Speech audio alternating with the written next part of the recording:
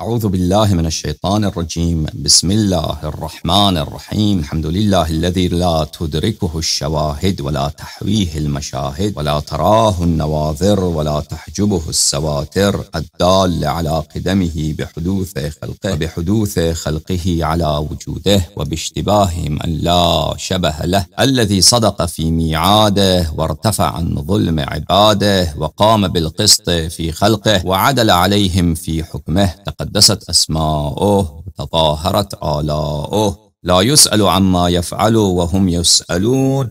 ثم السلام والصلاة على سيدنا ونبينا أبي القاسم المصطفى محمد وعلى أهل بيته الطيبين الطاهرين، ولا سيما بقية الله في الأرضين وحجته في العالمين، الروح وأرواح العالمين لتراب مقدمه فداء، واللعن الدائم على أعدائهم وغاصبي حقوقهم وجاحدي مناقبهم ومنكري فضائلهم من الآن إلى أبد الآبدين.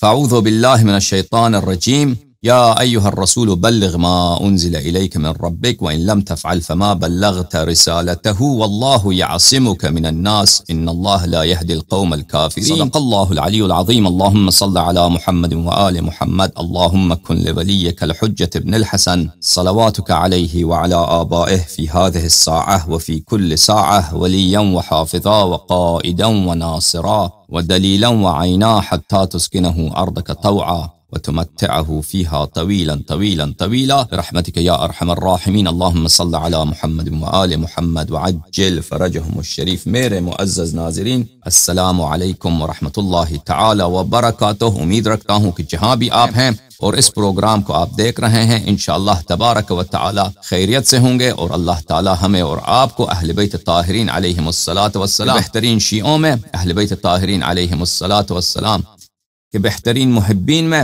شامل فرمائے، اور پروردگار عالم ہم سب کو اہل بیت علیہم السلام کی نصرت کرنے کی اور ان سے جان فدائی کرنے کی توفیق عنایت فرمائے. اللہم صل علی محمد وآلہ. پروردگار عالم ہمارے اموات کی مغفرت کرے اور ان کے قبور پر اور ان کے ارواح پر بہترین نعمات نازل فرمائے، اور اللہ تعالی ہماری اولاد کو اور ہمیں تا روز قیامت اتباع اہل بیت علیہم السلام اور خدمت اہل بیت علیہم السلام کرنے کی توفیق عنایت فرمائے. اور پروردگار عالم شفاعت نبی کریم صلی اللہ علیہ وآلہ وسلم ہمارے نصیب اور ہمارے اموات کے نصیب اور ہمارے اولاد کے نصیب فرمائے. اللہم صل علی محمد وآل محمد وعجل فرجهم الشریف. اللہم صل علی محمد وآل محمد. یا اللہ یا اللہ یا اللہ یا ارحم الراحمین یا ارحم الراحمین یا ارحم الراحمین. یا محمود بحق محمد ویا عالی بحق علی ویا فاطر السماوات والارضین بحق فاطمة الزہراء ویا محسن بحق الحسن ویا قدیم الاحسان بحق الحسین. نسألک ونقسمک. صل علی محمد وآل محمد وعجل لولیک الفرج. اللهم عجل لوليك الفرج. اللهم عجل لوليك الفرج. اللهم عجل لوليك الفرج. اللهم عجل لوليك الفرج. اللهم صل على محمد وآل محمد وعجل فرجهم الشریف. میرے معزز ناظرین، حدیث غدیر کے متعلق کچھ عرائض آپ کی خدمت میں اور کچھ تحقیقات پیش ہیں، انشاءاللہ ملاحظہ فرمائیے. حدیث غدیر کے سند پہ کوئی اشکال نہیں ہے، متواتر ہے. دلالت پر جماعت عمریہ اختلاف رکھتے ہیں. من کنت مولا فہذا علی علیہ السلام مولا. کہتے ہیں کہ صحابہ میں آپس میں اختلاف ہوا تھا، تو نبی کریم صلی اللہ علیہ وآلہ وسلم یہاں پر صحابہ میں محبت پر ادا کرنے کی غرض سے یہ فرمانا چاہتے ہیں کہ جس سے جو بھی شخص امیر المؤمنین علیہ السلام سے، جو بھی شخص مجھ سے محبت رکھتا ہے وہ امیر المؤمنین علیہ السلام سے بھی محبت رکھتا ہے. کیا مطلب؟ مولا بمعنی محبوب، مولا بمعنی المحبوب، یعنی جو من کنت مولا، جس کا میں محبوب ہوں. امیر المؤمنین علیہ السلام بھی اس کے محبوب ہیں، امیر المؤمنین علیہ السلام بھی اس کے محبوب ہیں. بظاہر یہ اخبار ہے اور حقیقت میں اس کا کیا مطلب ہے؟ امر ہے، یعنی جو شخص مجھ سے محبت کرتا ہے وہ ان سے بھی محبت کرے، ان سے ناراض نہ ہو. تو اس ناراضگی کو دور کرنے کے لیے انہوں نے یہ جملے ادا کیے تھے. اور میں نے آپ کی خدمت میں عرض کیا، یہ سیریز جو چل رہا ہے اسی کے ابتداء میں رم سے پہلے یہ ایک بہت بڑا تہمت ہے رسول پاک صلی اللہ علیہ وآلہ وسلم پر. نہ رسول پاک صلی اللہ علیہ وآلہ وسلم نے خود یہ کہا ہے کہ میں خطبہ غدیر اس لیے ادا کر رہا ہوں، میری نیت یہ ہے ناراضگی دور کرنے کے لیے، اور نہ کسی صحابی نے کہا، اور نہ کسی صحابی نے کہا، اور نہ کسی تابعی نے کہا ہے. یعنی جو لوگ وہاں پہ شاہد واقعات تھے انہوں نے یہ نہیں کہا نبی کریم صلی اللہ علیہ وسلم نے کس لیے خطبہ بیان فرمایا ہے، یہ بعد میں بہت عرصے بعد جماعت عمریہ نے جب اپنی مسکنت دیکھی، اپنی بے چارگی دیکھی، اپنی بے بسی دیکھی، تو اس جھوٹ کو، کیونکہ ان کا مذہب کا اساس ہی جھوٹ پر ہے اور ان کو کبھی کوئی شرم ہی نہیں ہے کہ جہاں بھی لمبے سے لمبا، بڑے سے بڑا اور قبیح سے قبیح تر جھوٹ رسول پاک صلی اللہ علیہ وسلم سے نسبت دیا جائے تاکہ ان کا مذہب بچ جائے، تو اس سے ان کو کوئی پرواہ نہیں ہے۔ ان کا مذہب کا روش ہی یہی ہے، ابتدائی یہی ہے، دوام ہی اسی بات پر ہے۔ یہ بات کہ اس لیے انہوں نے خطبہ بیان کیا ہے، یہ کوئی حدیث نہیں ہے، یہ علماء کے استنباط ہیں، علماء کے کیا ہیں؟ اجتہاد ہیں۔ اور وہ کس لیے کہ وہ میں نے بعض احادیث آپ کو بیان کیے تھے، دکھائے تھے، بلکہ سب احادیث دکھائے تھے جو اس مسئلے پر ہیں۔ یمن کے سفر پر کچھ صحابہ انہوں نے شکایت کی تھی رسول پاک صلی اللہ علیہ وسلم سے، اور رسول پاک صلی اللہ علیہ وسلم نے ان کے جواب میں بھی یہی فرمایا تھا، من کنت ولیہ فعلی علیہ السلام ولیہ یا علی ولیکم من بعدی سلام من اللہ علیہ۔ لیکن ہم نے عرض کیا تھا کہ اس کا تعلق خطبہ غدیر سے نہیں ہے، یہ بہت 2 سال پہلے والا واقعہ ہے، 2 سال پہلے والا واقعہ، اور خطبہ غدیر کو اس واقعے سے جوڑنا یہ تو ایک رسول پاک صلی اللہ علیہ وسلم پہ تکذیب ہے، افتراء ہے، کیونکہ خطبہ غدیر کا اس سے تعلق نہیں ہے۔ 2 سال پہلے فتح مکہ کے بعد غدیر، اور فتح مکہ کے بعد رسول پاک صلی اللہ علیہ وسلم نے امیر المؤمنین علیہ السلام کو یمن بھیجا تھا، وہ پورا واقعہ میں نے بتایا تھا آپ کی خدمت میں۔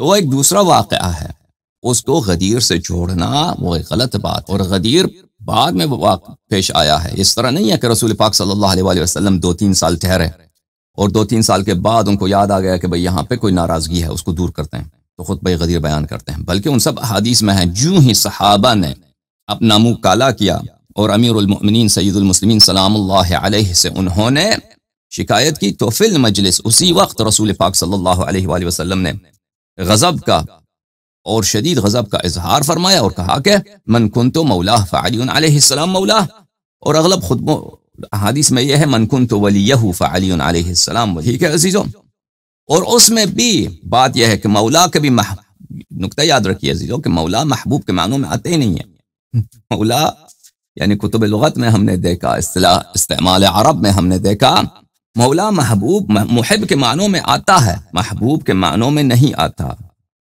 ٹھیک ہے، محبوب کے معنوں میں نہیں آتا۔ تو یہ لوگ جو کہتے ہیں کہ صحابہ نے شکایت کیا کہ امیر المؤمنین علیہ السلام نے مال غنیمت میں دست اندازی کیا ہے، بے جا تصرف کیا ہے، تو صحابہ نے شکایت کی ہے، تو رسول اللہ صلی اللہ علیہ وآلہ وسلم نے اس کے جواب میں یہ کہا ہے، یہ فرمایا کہ من کنتو محبوبہ فعلی علیہ السلام محبوبہ، جو مجھ سے محبت رکھتا ہے وہ امیر المؤمنین علیہ السلام سے محبت رکھے۔ تو اس میں پہلی بات مشکل یہ ہے، کئی ایک مشکلات ہیں اس میں، اشکالات، شدید اشکالات ہیں جو ان کے استدلال کو بالکل جماعت عمریہ کے استدلال کو ناکارہ بناتے ہیں۔ پہلا استدلال کہ یہ واقعہ یمن والا واقعہ وہ 2 سال پہلے والا واقعہ ہے، غدیر سنہ 10 ہجری کو پیش آیا، 10 ہجری کے اواخر کو، پہلی بات یہ۔ دوسرا یہ ہے کہ اس کو خطبہ غدیر سے جوڑنا اس کا کوئی تعلق نہیں۔ دوسری بات یہ، اجازت دیجئے دوستو، میں نے ایک بہت مختصر یہاں پر میں نے بریک لینا ہے کیونکہ کام پیش آیا، میں فوری طور پہ واپس آتا ہوں، بہت معذرت چاہتا ہوں، بہت معذرت کے ساتھ۔ اچھا، تو عرض یہ ہے، پہلی بات یہ ہے کہ اس کا غدیر سے تعلق نہیں۔ دوسری بات یہ ہے کہ اس خطبے میں بھی دیکھا جائے، اس مکالمے میں بھی دیکھا جائے، تو اس میں بھی مشکل یہ ہے کہ مولا محبوب کے معنوں میں نہیں آتا، محب کے معنوں میں آتا ہے، محبوب کے معنوں میں نہیں آتا۔ لذا یہ استدلال کرنا کہ رسول پاک صلی اللہ علیہ وسلم یہ کہیں مسلمانوں کو چاہیے، صحابہ کو چاہیے کہ امیر المؤمنین علیہ السلام سے محبت کرے اس طرح سے کہ جس کا میں محبوب ہوں، امیر المؤمنین علیہ السلام اس کا محبوب ہے۔ مقصود کیا ہو کہ جو مجھ سے محبت کرتا ہے وہ امیر المؤمنین علیہ السلام سے محبت کرے، یہ لفظ اس معنوں میں نہیں آتا، پہلی بات ہے، ٹھیک ہے نا، یہ پہلی غلطی ہے۔ تو لذا یہ امپریشن دینا کہ رسول پاک صلی اللہ علیہ وسلم کا مقصد یہ ہے کہ امیر المؤمنین علیہ السلام سے محبت کیا جائے، یہ غلط بات ہے، لغت اس کے خلاف ہے۔ دوسری بات، یہ دوسری بات ہوگی۔ تیسری بات یہ ہے، اس میں مشکل یہ ہے کہ صحابہ نے یہ شکایت کی ہے کہ امیر المؤمنین علیہ السلام نے بیت المال میں خیانت کیا ہے، بیت المال میں بے جا تصرف کیا ہے، ٹھیک ہے نا، آپ کے داماد ہیں، آپ کے چچازاد بھائی ہیں، ہم جانتے ہیں وہ آپ کے بہت قریبی آدمی ہیں، لیکن انہوں نے بیت المال میں، غنائم میں، مال مسلمین میں انہوں نے بے جا تصرف کیا۔ تو ان کے جواب میں یہ کہنا کہ بھئی جو مجھ سے محبت کرتا ہے وہ ان سے محبت کرے، یہ گفتگو میں شکایت میں اور جواب شکایت میں ایک تناسب نہیں ہے. ہم مان بھی لیں نا کہ مولا کا مطلب محبوب ہے، تو اس میں تناسب نہیں ہے، کوئی تناسب نہیں ہے ان دونوں باتوں میں. بھئی ہم محبت کرتے ہیں، یہی ہمارے جو ساتھی ہیں، دوست ہیں، ہم سے محبت کرتے ہیں، لیکن انہوں نے مال غنیمت میں بے جا تصرف کیا ہے. ٹھیک ہے نا. آپ کسی شخص کے پاس شکایت لے کے جاتے ہیں کہ آپ کے بیٹے نے میرے شیشہ توڑ دیا، آپ کہتے ہیں کہ آپ کو میرے بچے سے پیار کرنا چاہیے. بھئی بچے سے پیار اپنی جگہ، لیکن وہ جو شکایت ہے اس کا جواب یہ نہیں ہے. شکایت کا جواب یہ ہے کہ بچے نے اگر شیشہ توڑا ہے تو آپ پیسے دے دیں اس کا، یا بچے کی تنبیہ کریں کہ وہ آئندہ یہ کام نہ کرے، یا انکار کر دیں کہ بچے نے یہ کام نہیں کیا. ٹھیک ہے نا. یہ تیسری بات. اگر ہم محبوب کو لفظ مولا کو اس حدیث میں محب کے معنوں میں بھی لے لیں کہ جس کا میں محب ہوں، امیر المؤمنین علیہ السلام اس کا محب ہے، یعنی جن سے میں محبت کرتا ہوں امیر المؤمنین علیہ السلام ان سے محبت کرتے ہیں. تو صحابہ نے جو شکوہ لے کے آیا ہے، شکایت یہ ہے کہ انہوں نے بیت المال میں بے جا تصرف کیا، تو رسول پاک صلی اللہ علیہ وسلم کہتے ہیں کہ وہ آپ سے محبت کرتے ہیں. یہ رسول اللہ صلی اللہ علیہ وسلم افصح من نطق بالذات، یعنی دنیا کے فصیح ترین فرد ہیں، اور ان کی فصاحت و بلاغت اور ادب کی وجہ سے لوگ ان کے گرویدہ ہوتے تھے. تو یہ شکایت اور جواب شکایت میں کوئی تناسب نہیں ہے. ٹھیک ہے نا. لیکن اگر ہم اس کو اولا بالتصرف کے معنوں میں لے لیں اسی لفظ کو، کہ صحابہ شکایت لے کے آئے ہیں کہ رسول اللہ صلی اللہ علیہ وسلم آپ دیکھیے آپ کے چچا زاد بھائی، آپ کے بھائی، آپ نے ان کو ہمارا کمانڈر بنایا ہے، انہوں نے مال غنیمت میں بے جا تصرف کیا ہے. تو رسول پاک صلی اللہ علیہ وسلم کہتے ہیں جس طرح میں من کنت مولا، جس شخص کا بھی میں اولا بالتصرف ہوں، جس کا میں مالک رقاب ہوں، جس کا میں سید ہوں، جس طرح میں حکم دوں میرا حکم نافذ ہے، اسی طرح امیر المؤمنین علیہ الصلوۃ والسلام تمہارا مولا ہے، تم پہ اولا پہ تصرف ہے. وہ مال غنیمت میں اگر میں تصرف مال غنیمت جس طرح میں خرچ کر دوں، جس طرح میں اٹھاؤں، ٹھیک ہے نا، مجھ پہ کوئی اعتراض نہیں کر سکتا، اسی طرح ان کا حق ہے. تو یہ بالکل جواب میں سوال و جواب میں تناسب ہے. کہنے کا مقصد یہ ہے کہ اگر یہ ہم مان بھی لیں نا عزیزوں کہ خطبہ غدیر کا وجہ صدور کیا تھا، صحابہ کا شکوہ تھا، وہ نہیں ہے، کوئی روایت نہیں ہے، کوئی حدیث نہیں. یمن والا واقعہ 2 سال پہلے کا ہے، جیسے میں نے پہلے بہت وضاحت کے ساتھ بیان کیا ہے. بہت سارے آپ لوگ ہیں جو ہمارے تقریرات کو نہیں سنتے. پہلے یہ ایک سلسلہ ہے، پہلے والی تقاریر کو اگر آپ سنیں گے وہ اس میں سے بہت سارا مواد مل جائے گا، اور آپ کے ذہن میں جو اشکال آتے ہیں، اوہام آتے ہیں، چاہے تقلید کے مسئلے پر ہو، اجتہاد کے مسئلے پر ہو، ولایت فقیہ کے مسئلے پر ہو، حکومت اسلامی کے مسئلے پر ہو، یا دوسرے جو تحریف قرآن کے مسئلے پر ہے، یا فرض کریں مسئلے غدیر اور مسئلے امامت میں ہے، اس کی وجہ یہ ہے کہ آپ بہت ساری باتیں کو میں ہر مرتبہ نہیں دہرا سکتا، اس میں آپ کو پچھلے تقریرات دیکھنے ہوتے ہیں. ٹھیک ہے نا. کہ دوبارہ عرض کرتے ہیں کہ ہم اگر یمن والے واقعے کو بھی مرتبط سمجھیں مسئلے غدیر سے، پھر بھی امامت ثابت ہوتا ہے، امیر المؤمنین علیہ السلام کا اولا بالتصرف ہونا ثابت ہوتا ہے. اچھا، جماعت عمریہ کے پاس صرف ایک دلیل ہے عزیزو. حدیث شریف کیا ہے؟ من کنت مولا فہذا علی علیہ السلام مولا، جس کا میں مولا ہوں امیر المؤمنین علیہ السلام اس کا مولا ہیں. یعنی جو بھی مسلمان ہے، مومن ہے، رسول اللہ صلی اللہ علیہ وسلم اس کا مولا ہے، امیر المؤمنین علیہ السلام بھی اس کا مولا ہے. یہ مولا کا کیا مطلب ہے؟ اولا بالتصرف ہے، سید ہے، مالک رقاب ہے، یا اولا بالتصرف کا کیا مطلب ہے؟ محبوب ہے، محب ہے، ناصر ہے. جماعت عمریہ کے پاس صرف ایک قرینہ ہے، ایک قرینہ ہے، ایک دلیل ہے، ان کے پاس دوسرا دلیل نہیں ہے، صرف ایک ہی دلیل ہے کہ اس سے مراد ہم لیتے ہیں محبوب کے یا محب کے یا ناصر کے. وہ کیا ہے؟ وہ یمن والا واقعہ، اور میں نے بتا دیا کہ وہ اس کا تعلق خطبہ غدیر سے نہیں ہے. اس مطلب کو اگر آپ نے دیکھنا ہے تو پچھلے ہمارے تقاریر کو دیکھ لی. اچھا میرے عزیزوں، من کنت مولا فہذا علی علیہ السلام مولا، لفظ مولا کا مطلب یہاں پہ کیا ہے؟ اگر آپ میرے پچھلے والی اسپیچز دیکھ لیں، بالخصوص ابھی یہ جو ہے 12واں اسپیچ جا رہا ہے، 10ویں اسپیچ میں ہم نے بیان کیا کہ یہ بہت سارے دفعات جو کہا جاتا ہے کہ اس لفظ کا کیا ہے، یہ لفظ مشترک لفظی ہے.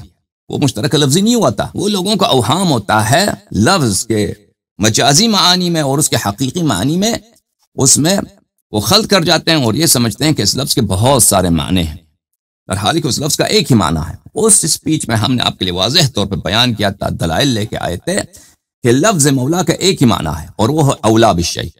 اولا بالشیء، اولا بالشیء، وہ ہماری جگہ وہ جو ہے ہمارا استدلال کامل ہے، تمام ہے، اس کو کوئی رد نہیں. لیکن اگر ہم اس بات سے ہاتھ اٹھائیں، اس بات کو نظر انداز کر دیں، کہنے کہ لفظ مولا کے کئی ایک معانی ہے. ٹھیک ہے عزیزو، کئی ایک معانی ہے. اب مولا کا مطلب ہے رب، مولا کا مطلب ہے منعم، مولا کا مطلب ہے معتق، مولا کا مطلب ہے معتق، مولا کا مطلب ہے جار، مولا کا مطلب ہے عم، مولا کا مطلب ہے ابن عم، مولا کا مطلب ہے ابن، مولا کا مطلب ہے ناصر، مولا کا مطلب ہے محب، مولا کا مطلب ہے المتولی للامر او الاولا بالتصرف، الولی، السید، المالک، الحلیف۔ اگر ہم کہہ دیں یہ معانی ہیں مولا کے، متعدد معانی ہیں، ٹھیک ہے نا، تو رسول اللہ صلی اللہ علیہ وآلہ وسلم نے پہلے سوال یہ ہوتا ہے کہ ایسا لفظ کیوں استعمال کیا ہے؟ شیو بتاؤ ایسا لفظ کیوں استعمال کیا ہے جس کے متعدد معانی ہیں، ٹھیک ہے نا، اور پھر تمہارے پاس کیا کہتے ہو اتنے معانی میں سے صرف کون سا معنی منظور ہے اور مقصود ہے رسول پاک صلی اللہ علیہ وآلہ وسلم کا؟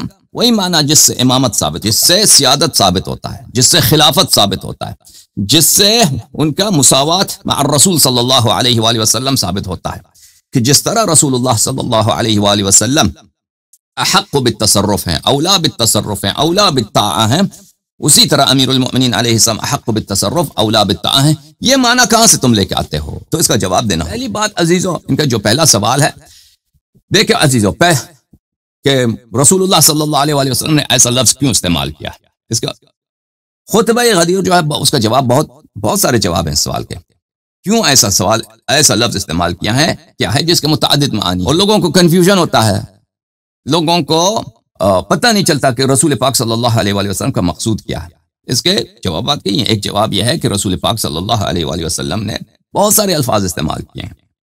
خطبہ غدیر جماعت مخالفین کے بہت بڑے عالم محمد ابن جریر طبری نے نقل کیا ہے اپنے کتاب الولایہ میں، اور اس کتاب سے منقول جو خطبہ ہے ہم کبھی آپ کو دکھائیں گے، اس میں بہت سارے الفاظ ہیں، امام کا لفظ ہے، وسیع کا لفظ ہے، خلیفہ کا لفظ ہے، یہ واجب الطاعہ کا لفظ ہے، وہ سب الفاظ رسول پاک صلی اللہ علیہ وآلہ وسلم نے استفادہ کیا ہے۔ پہلی بات تو یہ ہے، ٹھیک ہے نا، تو اس لیے آپ نہیں کہہ سکتے کہ رسول پاک صلی اللہ علیہ وآلہ وسلم نے دوسرے امامت کے معنوں میں، خلافت کے معنوں میں، جانشینی کے معنوں میں، واجب الطاعہ ہونے کے معنوں میں صریح ان کو استعمال نہیں کیا ہے۔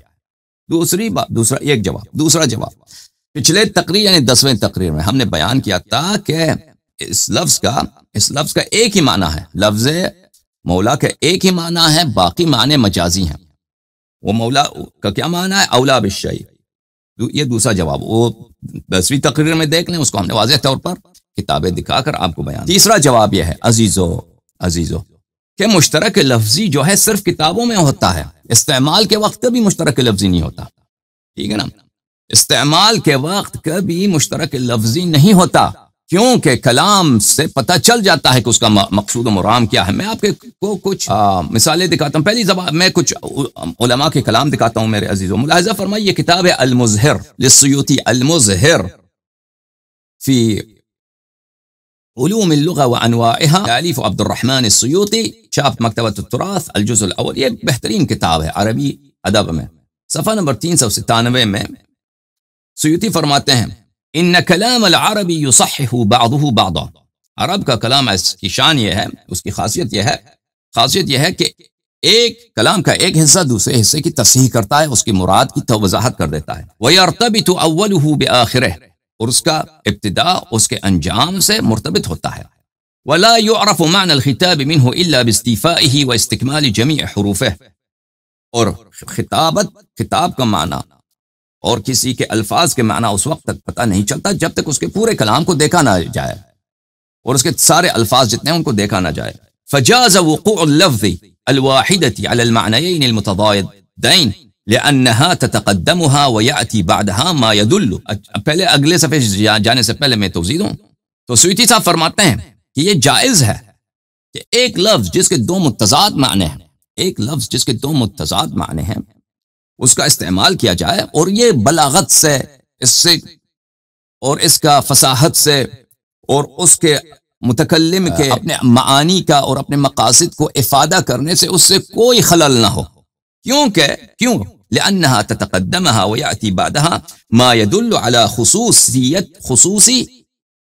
خصوصیت احد المعنیین دون الآخر، کیونکہ اس کلام میں سے پہلے، اس لفظ سے پہلے، وہ ایک لفظ ہے جس کے دو متضاد معنی ہیں۔ مثلا اردو زبان میں لفظ کھل ہے، لفظ کھل جب آپ استعمال کرتے ہیں نا، کبھی مشترک لفظ نہیں ہوتا، وہ ہمیشہ معنی پتہ چل جاتا ہے۔ میں کہتا ہوں کل میں آؤں گا، کل میں گیا تھا، فوراً پتہ چل جاتا ہے کہ لفظ کل جو ماضی اور مستقبل میں مشترک ہے، میں اس کو کس سے یہ میرا کون سا مراد ہے؟ اسی طرح سیوطی صاحب فرماتے ہیں اگر ایک لفظ کے متعدد معانی ہیں تو اس کلام سے اس لفظ سے پہلے اس لفظ کے بعد ایسے الفاظ ہوں گے جس سے پتہ چل جائے گا کہ کون سا معنی متکلم کا مراد ہے. فلا يراد بها حال التکلم والاخبار الا معنى واحد. اس لیے حال تکلم جب متکلم بول رہا ہوتا ہے اس کا مراد صرف ایک معنی ہوتا ہے، اور وہ مخاطب جو سن رہا ہے اس کے کلام کو اس کو پتہ چل جاتا ہے کہ اس کا مراد کیا ہے. عزیزو یہ کتاب ہے اللغہ تعلیف قندریس تعریب عبد الحمید الداخلی محمد القصاص. اچھا اس کتاب میں ملاحظہ فرمائیے صفحہ نمبر 228 میں یہ لنگوسٹکس کی ایک بہت مشہور و معروف کتاب ہے. ایک جرمن ہے لنگوسٹ ہے، ان کی کتاب کو عربی زبان میں ترجمہ کیا. اس کا کتاب انگلش میں میرے پاس نہیں تھا اور میں نے اس کا عربی جو ترجمہ ہے آپ کی خدمت میں نکال رہا ہوں. فرمایا کہ اکثر من ذلك اننا حينما نقول بان لاحدى الكلمات اكثر من معنى واحد في وقت واحد نكون ضحايا الانخداع الى حد ما. بہت دفعہ یہ ہوتا ہے کہ جب ہم کہتے ہیں کہ ایک لفظ کے متعدد معانی ہیں، کہتے ہیں لفظ مولا کے بہت سارے معانی ہیں، تو یہ کہتے وقت اکثر کیا ہوتا ہے ہم ایک دھوکے کے، ایک خطا کے، ایک خدعہ کے، ایک مکر کے شکار ہو جاتے ہیں، ایک خود فریبی ہو جاتا ہے. اذ لا يثو في الشعور من المعاني المختلفة التي تدل عليها احدى الكلمات الا المعنى الذي يعينه سياق النص. ہم جب کہتے ہیں اس لفظ کے متعدد معانی ہیں، لیکن ہوتا یہ ہے استعمال کے وقت لفظ کے سیاق میں، اس کلام کے سیاق میں اس طرح کے دلائل بہت ہوتے ہیں جو ایک ہی معنی کو متعین کر دیتا ہے. یعنی مشترک لفظی صرف ڈکشنری میں ہوتا ہے، استعمال میں نہیں ہوتا. استعمال میں جب آپ لفظ استعمال کرتے ہیں وہ ایک ہی معنی پہ ہوتا ہے. اما المعانی الاخرى جميعها فتمحى وتبدد ولا توجد اطلاقا. استعمال کے وقت صرف ایک ہی لفظ مراد ہوتا ہے، ایک ہی معنی مراد ہوتا ہے لفظ کا، ٹھیک ہے نا. اور اگر یہ لفظ مشترک لفظی ہے، اور باقی معانی کا کیا ہوتا ہے؟ باقی معانی استعمال کے وقت محو ہو جاتے ہیں، ڈیلیٹ ہو جاتے ہیں، غائب ہو جاتے ہیں، اور اصلاً ان کا وجود ہی نہیں ہوتا. مثلا لفظ کل اردو زبان میں اس کے کئی معنی ہیں، گزرا ہوا کل، آگے آنے والا کل، اور بھی معنی ہوں گے لغت میں دیکھا جائے. لیکن ہم جب کہتے ہیں کل تو اس سے ایک ہی کل آؤں گا، کل کھانا کھاؤں گا، کل ملیں گے، کل میٹنگ ہے، ٹھیک ہے نا. کل میٹنگ تھی، کل آپ سے ملاقات ہوئی ہے، پتہ چل جاتا ہے کہ فوراً وہ باقی جو معانی ہیں وہ بالکل محو ہو جاتے ہیں. فنحن في الحقيقة نستعمل 3 افعال مختلفة عندما نقول جب ہم یہ کہتے ہیں الخیاط یقص الثوب، یقص، اس کے متعدد معنی عربی زبان میں. قص یقصو کو کاٹنے کو بھی بولتے ہیں، کاٹنا، پینچی سے کاٹنا، اس کو بولتے ہیں قص یقص. درزی کپڑے کو کاٹ رہا ہے، یہ یقصو ہے. والخبر الذي يقصه الغلام صحیح، وہ کہانی جو یہ بچہ سنا رہا ہے. قص یقصو قصہ سنانا، کہانی سنانا، یہ بھی قص یقصو کا معنی ہے. یہ کہانی جو یہ بچہ حکایت کر رہا ہے یہ صحیح ہے، ٹھیک ہے نا. اب یہ یہاں ملاحظہ فرمائیے، یہاں پر بھی یقصو ہے، یہاں پر بھی یقصو ہے، لیکن ہمیں پتہ چل جاتا ہے، ذہن میں احتمال ہی نہیں ہوتا. یعنی وہ بالکل سیاق کی وجہ سے واضح ہو جاتا ہے کہ متکلم کا مراد کیا ہے، بولنے والے کا مقصود کیا ہے. وہ ذہن میں آتا ہی نہیں ہے کہ بھئی یہاں پہ مبہم کلمات کہے جا رہے ہیں کیونکہ اس لفظ کے متعدد معانی ہیں. نہیں. پھر تیسرا معنی اول بدوی خیر من یقص الاثر. ایک معنی اور ہے یقصو کا کہ اس کو کیا بولتے ہیں اردو زبان میں، لیکن جو لوگ صحرا میں چلتے ہیں، جو لوگ پہاڑوں میں چلتے ہیں نا، تو ان کا نقش قدم دیکھ کر یہ دیکھ لینا کہ ان کو ٹریس کرنا کہ کہاں گئے ہیں، یہ ٹریس کرنا کہ وہ کہاں گئے ہیں، اس کو بھی قصہ یقصو بولتے ہیں. وعلی آثارہم قصصا، قرآن مجید میں ہے کہ حضرت موسیٰ علیہ السلام اپنے ساتھی کے ساتھ گئے تھے، تو وہ ایک دریا کے ساتھ آئے، دریا کے ساتھ سوئے تھے، ٹھیک ہے نا. پھر وہاں سے چل پڑے تھے، پھر پتہ چلا تھا کہ ہم سے چھوٹ گئی ہے، ہمیں وہاں پہ جہاں پہ ہم نے کھانا کھایا تھا، جہاں مچھلی ہم سے گم ہو گئی ہے، وہاں پہ ہمیں واپس جانا ہے. تو اپنے ہی نقش قدم پر وہ واپس آ گئے، اپنے ہی نقش قدم پر. تو اس میں بھی قصصا ہے. اچھا، والبدوی خیر من یقص الاثر. بدوی جو ہے صحرائی جو عرب ہیں، یہ نقش قدم ڈھونڈنے میں صحرا میں کہ مسافر کہاں گیا ہے، قافلہ کہاں گیا، تو اس کو اثر بولتے ہیں، اثر قدموں کے نشان کو بولتے ہیں اثر۔ قدموں کے نشان ڈھونڈنے میں بدوی جو ہے صحرائی عرب یہ بہترین ہے، یہ بہت صلاحیت رکھتے ہیں۔ دیکھیں ان 3 جملوں میں یہاں پہ بھی یقصو ہے، اس کا مطلب ہے درزی کاٹ رہا ہے، اس میں یقصو ہے کہانی سنا رہا ہے، اس میں بھی یقصو ہے، اس میں کیا ہے، اس میں یقصو ہے، اس کا مطلب ہے کسی کا نقش قدم پیدا کرنا، ٹریس کرنا اس کو۔ میں کچھ انگلش کے کچھ آپ کو مثال دیتا ہوں۔ انگلش میں ایک ہے لفظ روٹ، ٹھیک ہے نا، اور ایک لفظ ہے روٹ، یہ دونوں ایک ہی طرح پڑھے جاتے ہیں، روٹ اور روٹ۔ اب دیکھنے میں تو یہ نظر آ جاتا ہے کیونکہ اسپیلنگ ان کے منفرد ہے، لیکن اگر آپ سن لیں ان کو، کوئی شخص کہتے ہیں we created our route and set off tomorrow، ہم نے اپنا راستہ بنا لیا ہے کہ ہم نے کہاں کہاں جانا ہے، ٹھیک ہے نا، اور ہم کل نکل رہے ہیں۔ یہ روٹ کیا مطلب ہے؟ روٹ مطلب ہے راستہ، اور ایک روٹ جو ہے جڑ کو بولتے ہیں۔ we started to investigate the root of this language، ہم نے اس زبان کی جڑ، اس کی اساس کو پہ تحقیق کرنا شروع کیا، ٹھیک ہے نا۔ ایک لفظ ہے سینٹ، یہ لفظ ہے سینٹ، یہ لفظ ہے سینٹ۔ سینٹ یہ کیا ہے؟ یہ ڈالر کا جو ہے 100واں حصہ، یعنی 1 پیسہ۔ سینٹ کسی کو بھیجنا، سینٹ خوشبو۔ Can you give us 50 cents؟ ٹھیک ہے نا، 50 cents، 50 سینٹ دے دو، 50 سینٹ دے دو۔ تو یہ سیاق سے بالکل پتہ چل جاتا ہے کہ کون سا سینٹ مراد ہے۔ کسی کے ذہن میں آتا بھی نہیں ہے کہ اس لفظ کے تو 3 مختلف معانی ہیں، اس لفظ کے تو بہت سارے معانی ہیں، تو کیوں آپ نے لفظ سینٹ استعمال کیا ہے؟ کیونکہ سیاق سے، استعمال سے پتہ چل جاتا ہے کہ اس کا مراد کیا ہے۔ I sent you all messages yesterday، میں نے کل آپ کو سب میسیجز بھیج دیے۔ Can you feel the scent in the room؟ Can you feel the scent in the room؟ کیا کمرے میں آپ کو خوشبو جو ہے محسوس ہو رہی ہے؟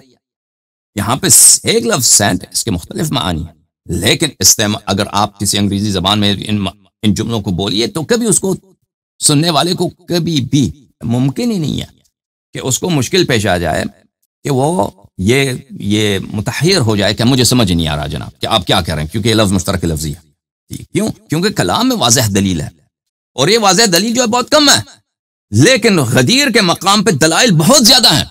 غدیر کے مقام پر لفظ مولا سے مراد اولا بالتصرف ہے، میں اس کے اتنے دلائل آپ کو دکھاؤں گا، اتنے دلائل دکھاؤں گا کہ آپ حیران رہ جائیں گے انشاءاللہ تبارک و تعالی۔ جماعت عمریہ کے پاس صرف ایک جھوٹی دلیل ہے کہ ایک لفظ مولا سے مراد محبوب ہے، ٹھیک ہے نا، وہ یمن والا واقعہ، وہ ہم نے آپ بتا دیا کہ وہ کیوں جھوٹ ہے۔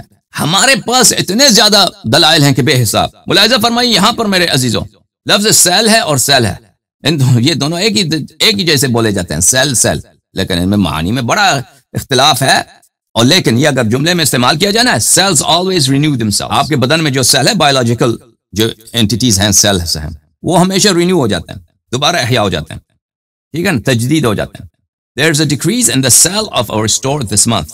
سیل کا مطلب ہے فروخت کو بھی بولتے ہیں نا، فروخت گر گئے ہیں، سیل ہمارے سیلز جو ہیں گر گئے ہیں، ہمارے سیل گر گئے ہیں، ٹھیک ہے نا، اور اس طرح بہت سارے الفاظ ہیں۔ یہ کتاب ہے فصول فی الفقہ العربیہ، تالیف دکتر رمضان عبد التواب، سنہ 1999 میں یہ کتاب چھپی ہے۔ پروفیسر ہیں، اور پروفیسر نہیں، جامعۃ عین الشمس میں یہ کیا ہے، یہ چانسلر ہیں، لٹریچر کے چانسلر ہیں، انہوں نے یہ کتاب لکھی ہے فقہ العربیہ۔ یہاں پر قاہرہ میں یہ کتاب چھپی ہے۔ ملاحظہ فرمائی یہاں پر صفحہ نمبر 334 میں کہتے ہیں والمشترک اللفظی لا وجود له فی واقع الامر، مشترک لفظی جو ہیں حقیقت میں، استعمال میں اس کا کوئی وجود ہی نہیں ہے مشترک لفظی کا، کیونکہ جب ہم لفظ استعمال کرتے ہیں وہ صرف ایک معنوں میں استعمال ہوتا ہے اور اس میں قرائن ہوتے ہیں۔ حقیقت یہ ہے کہ مشترک لفظی کا استعمال میں اس کا کوئی وجود نہیں ہے، الا فی معجم لغت من اللغات، صرف ڈکشنریز میں ہوتے ہیں مشترک لفظی، صرف ڈکشنریز میں ہوتے ہیں، استعمال میں مشترک لفظی نہیں ہوتا۔ جب یہ پتہ چلا عزیزو تو آتے ہیں لفظ غدیر، لفظ مولا کی طرف۔ لفظ مولا ہم نے عرض کیا آپ کی خدمت میں کہ اس کا صرف ایک معنی ہے، الاولا بالشیء، لیکن ہم اس کو چھوڑتے ہیں، اس کو سائڈ پہ رکھتے ہیں۔ اگر کوئی ہماری اس دلیل کو مان لے تو اچھی بات ہے، نزاعی ختم۔ اگر وہ دلیل کوئی نہ مانے اور کہہ دے اس کے متعدد معانی ہیں، تو ہم آپ کے لیے ثابت کرتے ہیں کہ ان متعدد معانی میں بقیہ معانی مطلوب نبی صلی اللہ علیہ وآلہ وسلم ہو ہی نہیں سکتے۔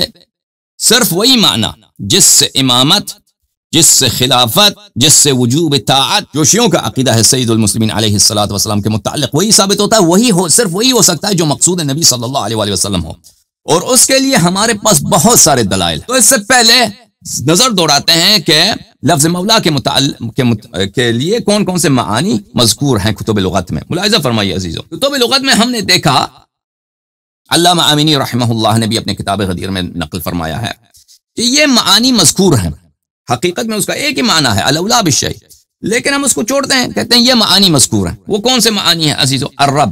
الرب کا مطلب ہے، الرب جب کہا جاتا ہے نا پروردگار عالم اللہ تعالی، پالنے والا. العم چچا، ابن العم چچا زاد بھائی، الابن بیٹا، ابن الاخت، ابن الاخت کس کو بولتے ہیں؟ بھانجے کو، بہن کے بیٹے کو. المعتق جو شخص اپنے غلام کو آزاد کرتا ہے، المعتق آزاد ہوا غلام.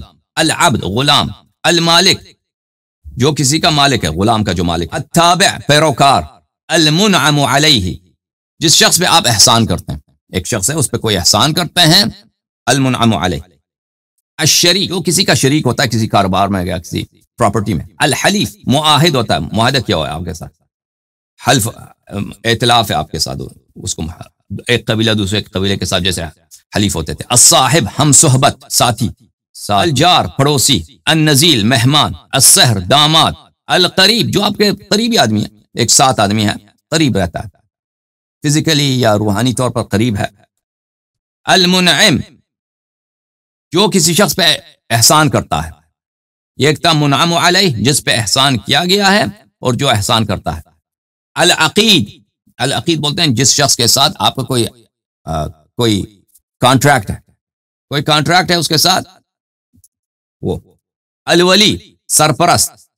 الاولا بالشیء ٹھیک. السید غیر المالک والمعتق مالک اور معتق کے علاوہ. مالک تو ایک غلام کا جو مالک ہے نا، غلامی میں خریدا ہے کسی کو. معتق کسی کو آزاد کرتا ہے، ان کو بھی سید کہا جاتا ہے. لیکن اس کے علاوہ سید یعنی وہ شخص جس کی طاعت کرنا ہے، جس کی ہم نے طاعت ہم پہ واجب ہے. المحب محبت کرنے والا، اس کے لیے لفظ مولا استعمال ہو جاتا ہے. الناصر جو نصرت کرتا ہے. المتصرف فی الامر جو کام میں تصرف کرتا ہے، جو کام کو چلانے والا آدمی ہوتا ہے، جو کسی کام کو چلانے والا ہوتا ہے. مثلا کوئی حکومت ہے، خلافت ہے، یا بزنس ہے، یا کوئی فارم ہے، کوئی کھیتی باڑی ہے، یا کوئی قافلہ کہیں جا رہا ہے، اس کو چلانے والا، اس پہ حکم چلانے والا، اس کا تدبیر کرنے والا. المتصرف فی الامر. المتولی فی الامر جو کسی کام کا متولی ہے. متولی یہ دونوں بہت قریبی معانی ہیں، دونوں کے متولی ہونا چاہیے. یہ معانی مذکور ہیں عزیز. اب خطبہ غدیر کیا ہے عزیزو؟ خطبہ غدیر میں بہت سارے قرائن، ہم آپ کو انشاءاللہ تبارک و تعالی قرائن یکی بعد دیگر دکھائیں گے اور ثابت کریں گے کہ یہ معانی باقی معانی جو ہیں یہ منظور ہو ہی نہیں سکتے. صرف منظور کیا ہو سکتا ہے؟ وہی معنی جو شیعوں کا عقیدہ ہے کہ امیر المؤمنین علیہ السلام رسول اللہ صلی اللہ علیہ وآلہ وسلم کے حیات اقدس میں اسی طرح حق طاعت رکھتے ہیں جو خود نبی صلی اللہ علیہ وآلہ وسلم حق طاعت رکھتے ہیں. یہ معنی صرف متعین ہے بہت سارے قرائن کی وجہ سے. اب یہ جو معانی ذکر کیے ہیں یہاں پہ ہم نے، یہ جو ہیں 27 معنی یہاں پہ ذکر ہیں. یہ 27 معنی جماعت عمریہ بھی نہیں کہتا ہے. ان 27 میں سے ہمیں پتہ نہیں کہ کون سا منظور ہے. وہ کہتے ہیں ہمیں پتہ ہے کون سا منظور ہے. وہ کیا کہتے ہیں؟ وہ کہتے ہیں لفظ محبوب. لیکن محبوب تو کسی اہل لغت نے ذکر ہی نہیں کیا ہے. کسی اہل لغت نے ذکر نہیں کیا کہ لفظ محبوب مقصود ہو رسول کریم صلی اللہ علیہ وآلہ وسلم کے کا. اگر کسی اہل لغت نے ذکر کیا بھی ہوتا نا تو ان کے پاس جو قرینہ ہے، وہ قرینہ کیا ہے؟ وہ یمن والی سفر کا قرینہ ہے. وہ تو اس کا غدیر سے کوئی تعلق ہی نہیں ہے جیسے ہم نے پہلے. اچھا، ہم ابھی جو ہے عزیزو اس لفظ کے جو 27 معنی آپ کو دکھائے ہیں، اس میں سے بعض الفاظ کو نکال دیتے ہیں. ابھی اس سے نکال دیتے ہیں، کہتے ہیں یہ منظور ہو ہی نہیں سکتے. ملاحظہ فرمائیے کہ میں آپ کو خطبہ غدیر واقع غدیر بالاختصار آپ کو دکھاتا ہوں جماعت مخالفین کے کتب سے، اور پھر اس کے بعد بہت سارے معانی جو ہیں وہ آؤٹ ہو جائیں گے. وہ ویسے بھی آؤٹ ہیں وہ معانی، کیونکہ جماعت عمریہ بھی نہیں کہتا نا کہ لفظ رب یا ابن عام یا جار یعنی پڑوسی یہ منظور نظر ہوں. ملاحظہ فرمائیے عزیزو، یہ کتاب ہے مسلم، تالیف مسلم بن حجاج قشیری نیشابوری. یہاں پر صفحہ نمبر 1200 میں حدیث غدیر مذکور ہے. اچھا، یہ حدیث نمبر 2408 روایت کرتے ہیں حدثنی زید بن حیان کہتے ہیں کہ میں اور حسین ابن صبرہ و عمر ابن مسلم زید ابن ارقم جو معروف صحابی ان کے پاس گئے. جب ہم ان کے پاس بیٹھے تو حسین نے زید سے کہا یا زیدو خیرن رأیت لقیت خیرن کثیرا، تو نے بہت سارا خیر تو نے پایا ہے.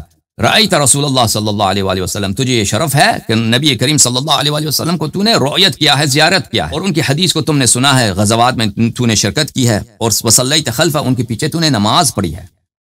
اے زید لقیت خیرن کثیرا، تو نے بہت خیرات دیکھے، تو تیری بڑی فضیلت ہے زید، تو صحابی ہے. حدثنا یا زید ہمیں بتا دو، کوئی حدیث ہمیں سنا دو، کوئی حدیث سنائیے جو رسول پاک صلی اللہ علیہ وآلہ وسلم نے آپ نے سنا ہو. زید نے کہا یا ابن اخی، اے میرے بھتیجے، واللہ لقد کبرت سنی، اللہ کی قسم میں بہت بوڑھا ہو چکا ہوں، سن میرا گزر چکا ہے، عمر گزر چکا ہے. وقدم احدی، اور میری ملاقات نبی کریم صلی اللہ علیہ وآلہ وسلم سے تو بہت پہلے کا واقعہ ہے، بہت پرانا واقعات کا آپ پوچھ رہے ہیں. ونسیت، اور میں فراموش کر چکا ہوں، میں بھول چکا ہوں.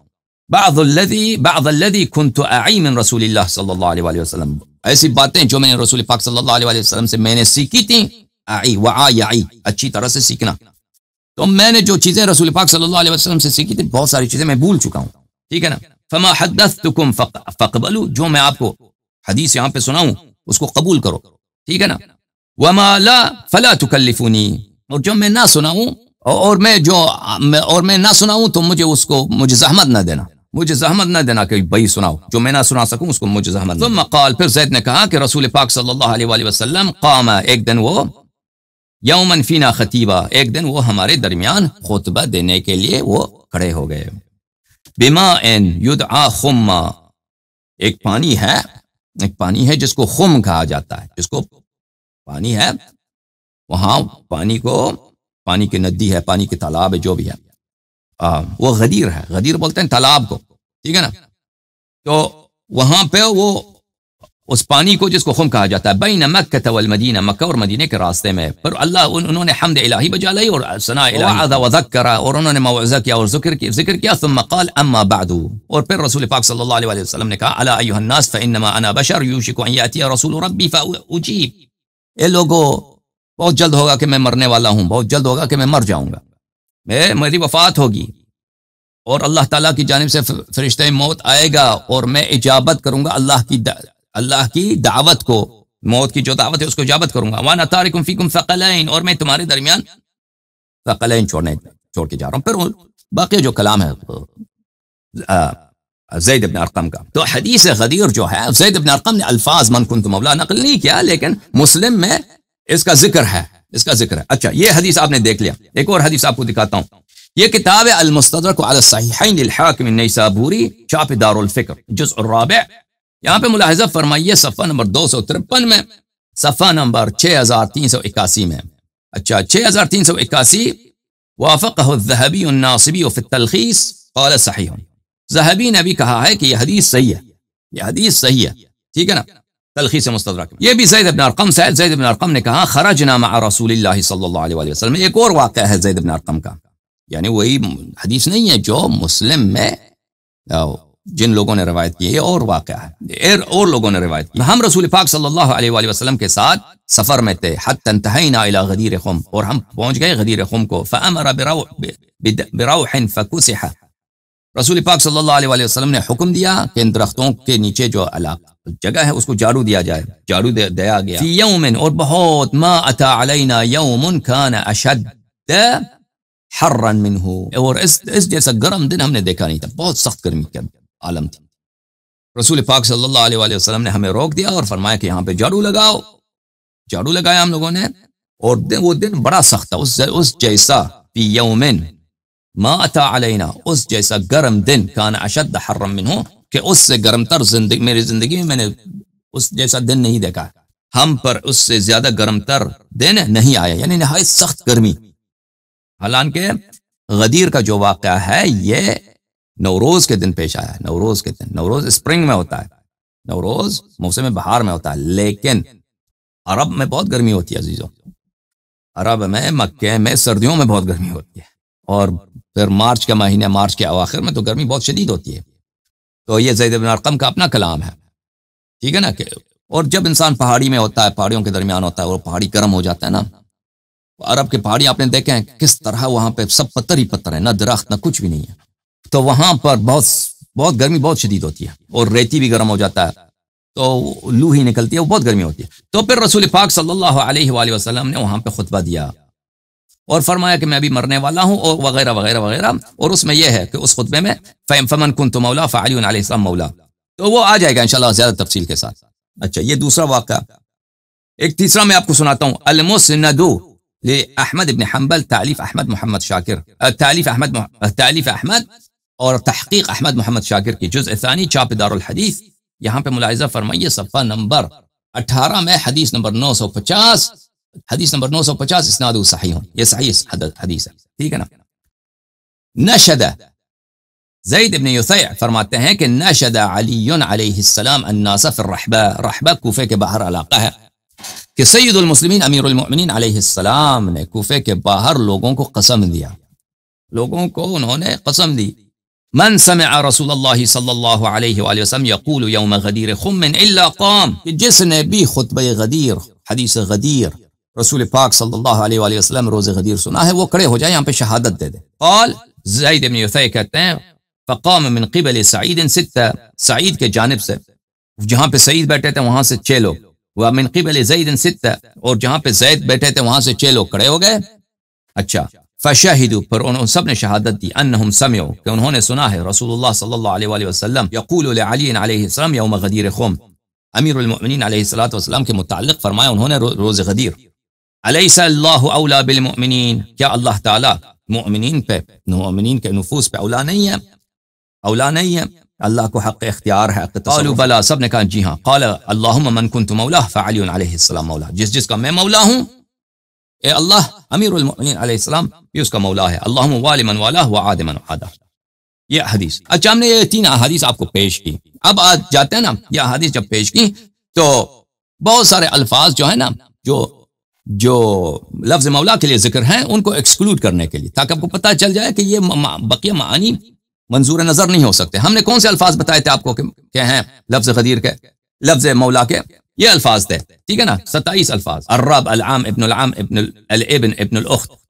پالنے والا، چچا زاد بھائی، بیٹھا، بھانجا، معتق، اچھا وغیرہ 27 معانی ہم نے الفاظ لکھائے تھے۔ اب ان کو ایک ایک کر کے ایکسکلوڈ کرتے ہیں۔ اچھا، الرب، یہ معنی منظور نظر ہو ہی نہیں سکتا، کیوں؟ من جس کا میں رب ہوں، پالنے والا ہوں، کیونکہ پالنے والا تو صرف اللہ، پالنے والا الرب جب الف لام کے ساتھ کہا جاتا ہے وہ صرف اللہ تعالیٰ کو کہا جاتا ہے، ٹھیک ہے نا۔ عربی زبان میں الف لام کے ساتھ اگر رب استعمال ہو تو اس سے مراد صرف اللہ تعالیٰ ہوتا ہے، باقی لوگوں کے لیے اگر رب استعمال کریں تو وہ الف لام کے ساتھ نہیں ہوتا، کہتے ہیں رب البیت، رب الابل، ٹھیک ہے نا، جو اس گھر کا جو مالک ہے، ان اونٹوں کا جو مالک ہے، اس کو کیا کہہ گیا، وہ الف لام کے ساتھ استعمال نہیں ہوگا۔ تو یہ رسول پاک صلی اللہ علیہ وسلم نہیں کہہ سکتے جس کا میں خدا ہوں، اللہ امیر المؤمنین علیہ السلام بھی اس کا خدا ہے، یہ تو معنی ہو ہی نہیں سکتا، ٹھیک ہے نا، یہ ختم ہو گیا بھائی۔ العم، چچا، رسول اللہ صلی اللہ علیہ وسلم کا کیا مراد یہ ہو سکتا ہے جس کا میں چچا ہوں؟ گرمی کا شخص، گرمی کا دن ہے، حج سے واپس آ رہے ہیں، سب حجاج کو روکا ہے، خطبہ دے رہے ہیں کیا کہ میں مرنے والا ہوں، دنیا سے جانے والا ہوں، جس کا میں چچا ہوں۔ بھائی رسول پاک صلی اللہ علیہ وسلم کسی کے چچا نہیں ہے، کیونکہ ان کا کوئی بھائی نہیں تھا ان کا کوئی بھائی نہیں تھا کہ ان کا کوئی چچا ہو، وہ کسی کے چچا ہوں، ٹھیک ہے نا۔ امیر المؤمنین علیہ الصلوۃ والسلام ان کے چچا زاد بھائی ہیں، ٹھیک ہے نا، اور اس طرح نہیں ہے کہ رسول پاک صلی اللہ علیہ وسلم کسی کے چاچے ہوں، تو یہ معنی بھی منظور نظر نہیں ہو سکتا، یہ بھی چلا گیا۔ ابن العم، ہاں چچا زاد بھائی، جس کا میں چچا زاد بھائی ہوں، امیر المؤمنین علیہ السلام اس کے چچا زاد بھائی ہیں، یہ جملہ صحیح ہے، لیکن یہ مقصود نہیں ہو سکتا۔ کیوں مقصود نہیں ہو سکتا؟ مثلا امیر المؤمنین علیہ السلام رحبہ میں، کوفہ میں، اپنے ایام خلافت میں بہت سارے صحابہ نے ان کے خلاف بغاوت کیا، ٹھیک ہے، عائشہ نے بغاوت کیا تھا صفین میں یا جمل میں، پھر معاویہ نے بغاوت کی، خوارج نے بغاوت کی، تو امیر المؤمنین علیہ السلام فرماتے ہیں کہ جنہوں نے رسول پاک صلی اللہ علیہ وسلم سے یہ جملے سنے کھڑے ہو جائیں غدیر خم میں، تو 12 صحابہ کھڑے ہوتے ہیں، شہادت دیتے ہیں۔ تو ایسے بات جو سب کو پتہ ہے، ٹھیک ہے نا، کیونکہ رسول پاک صلی اللہ علیہ وسلم امیر المؤمنین علیہ السلام کیا ہیں؟ چچا زاد بھائی ہیں، اور ان کے اور بھی چچا ہیں، عباس چچا ہیں اور بہت سارے چچا ہیں۔ رسول جناب عبد المطلب کو تو 10 بیٹے تھے، 12 بیٹے تھے نا، ان سب سے اولاد نہیں ہے ان کو۔ لیکن جس کا بھی امیر المؤمنین علیہ السلام، جس کا بھی رسول پاک صلی اللہ علیہ وسلم چچا زاد بھائی، وہ بھی اس کا چچا زاد بھائی، لیکن یہ مقصود نہیں ہو سکتا اس جملے کا۔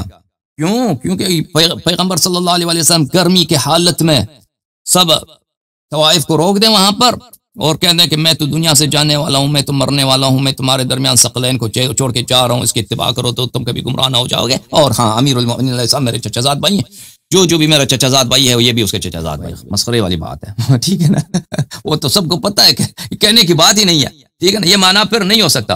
اور اسی طرح فرض کریں میرے عزیزوں کے امیر المؤمنین علیہ السلام ان سے طلب کریں، صحابہ کو قسم دیں کہ بھائی کس نے حدیث غدیر سنا ہے، اور وہ سنائیں کہ بھائی جی ہاں ہم نے سنا تھا کہ آپ چچا زاد بھائی ہیں، جس کے وہ چچا زاد بھائی ہیں، تو یہ معنی بھی چلا گیا۔ الابن بیٹے کو مولا کہیں، ٹھیک ہے نا، جس کا میں بیٹا ہوں امیر المؤمنین علیہ السلام اس کا بیٹا، یہ غلط ہے۔ امیر المؤمنین علیہ السلام حضرت ابو طالب علیہ السلام کے فرزند ہیں، رسول اللہ صلی اللہ علیہ وسلم سیدنا مولانا حضرت عبداللہ ابن عبد المطلب کے فرزند ہیں سلام اللہ علیہ، تو یہ بھی سلام اللہ علیہما، یہ بھی مقصود نہیں ہو سکتا، الابن بھی مقصود نہیں ہو سکتا۔ ابن الاخت بانجا، جس کا میں بانجا ہوں امیر المؤمنین علیہ السلام بھی اس کے بانجے ہیں، یعنی ہمارے ماموں ایک ہیں، یہ بھی مقصود نہیں ہو سکتا، کیونکہ ان کے ماں جو ہے نا فاطمہ بنت اسد اور وہ آمنہ بنت وہب، دو مختلف فیملیز میں سے ان کے ماموں ایک نہیں ہیں سلام اللہ علیہ، یہ معنی بھی چلا گیا۔ المعتق غلام کو آزاد کرنے والا، غلام کو آزاد کرنے والا، میں نے غلامی سے آزاد کیا ہے، امیر المؤمنین علیہ السلام بھی اس کے معتق ہیں، نہیں یہ کوئی ضروری نہیں۔ امیر المؤمنین رسول اللہ صلی اللہ علیہ وسلم کے جو غلام تھے، خود پیغمبر صلی اللہ علیہ وسلم ان کے مالک تھے، انہوں نے ان کو آزاد کیا ہے، امیر المؤمنین علیہ السلام نے ان کو آزاد نہیں کیا، امیر المؤمنین علیہ السلام کے اپنے غلام تھے، انہوں نے آزاد کیا، بہت ساروں کو آزاد کیا، لیکن یہ کوئی ضروری نہیں ہے کہ جس کو پیغمبر صلی اللہ علیہ وسلم نے عتق کیا ہو، کہا کہ تم آزاد ہو، میں نے تجھے آزاد کر دی، تو امیر المؤمنین علیہ السلام ان کے شریک ہوں، انہوں نے بھی ان کو آزاد کیا ہو، دوبارہ ان کو غلام بنا کے آزاد کیا ہو، یہ ہو ہی نہیں سکتا، یہ بھی معنی نہیں ہو سکتا نا۔ معتق، المعتق آزاد ہو جانے والا غلام، آزاد ہو جانے والا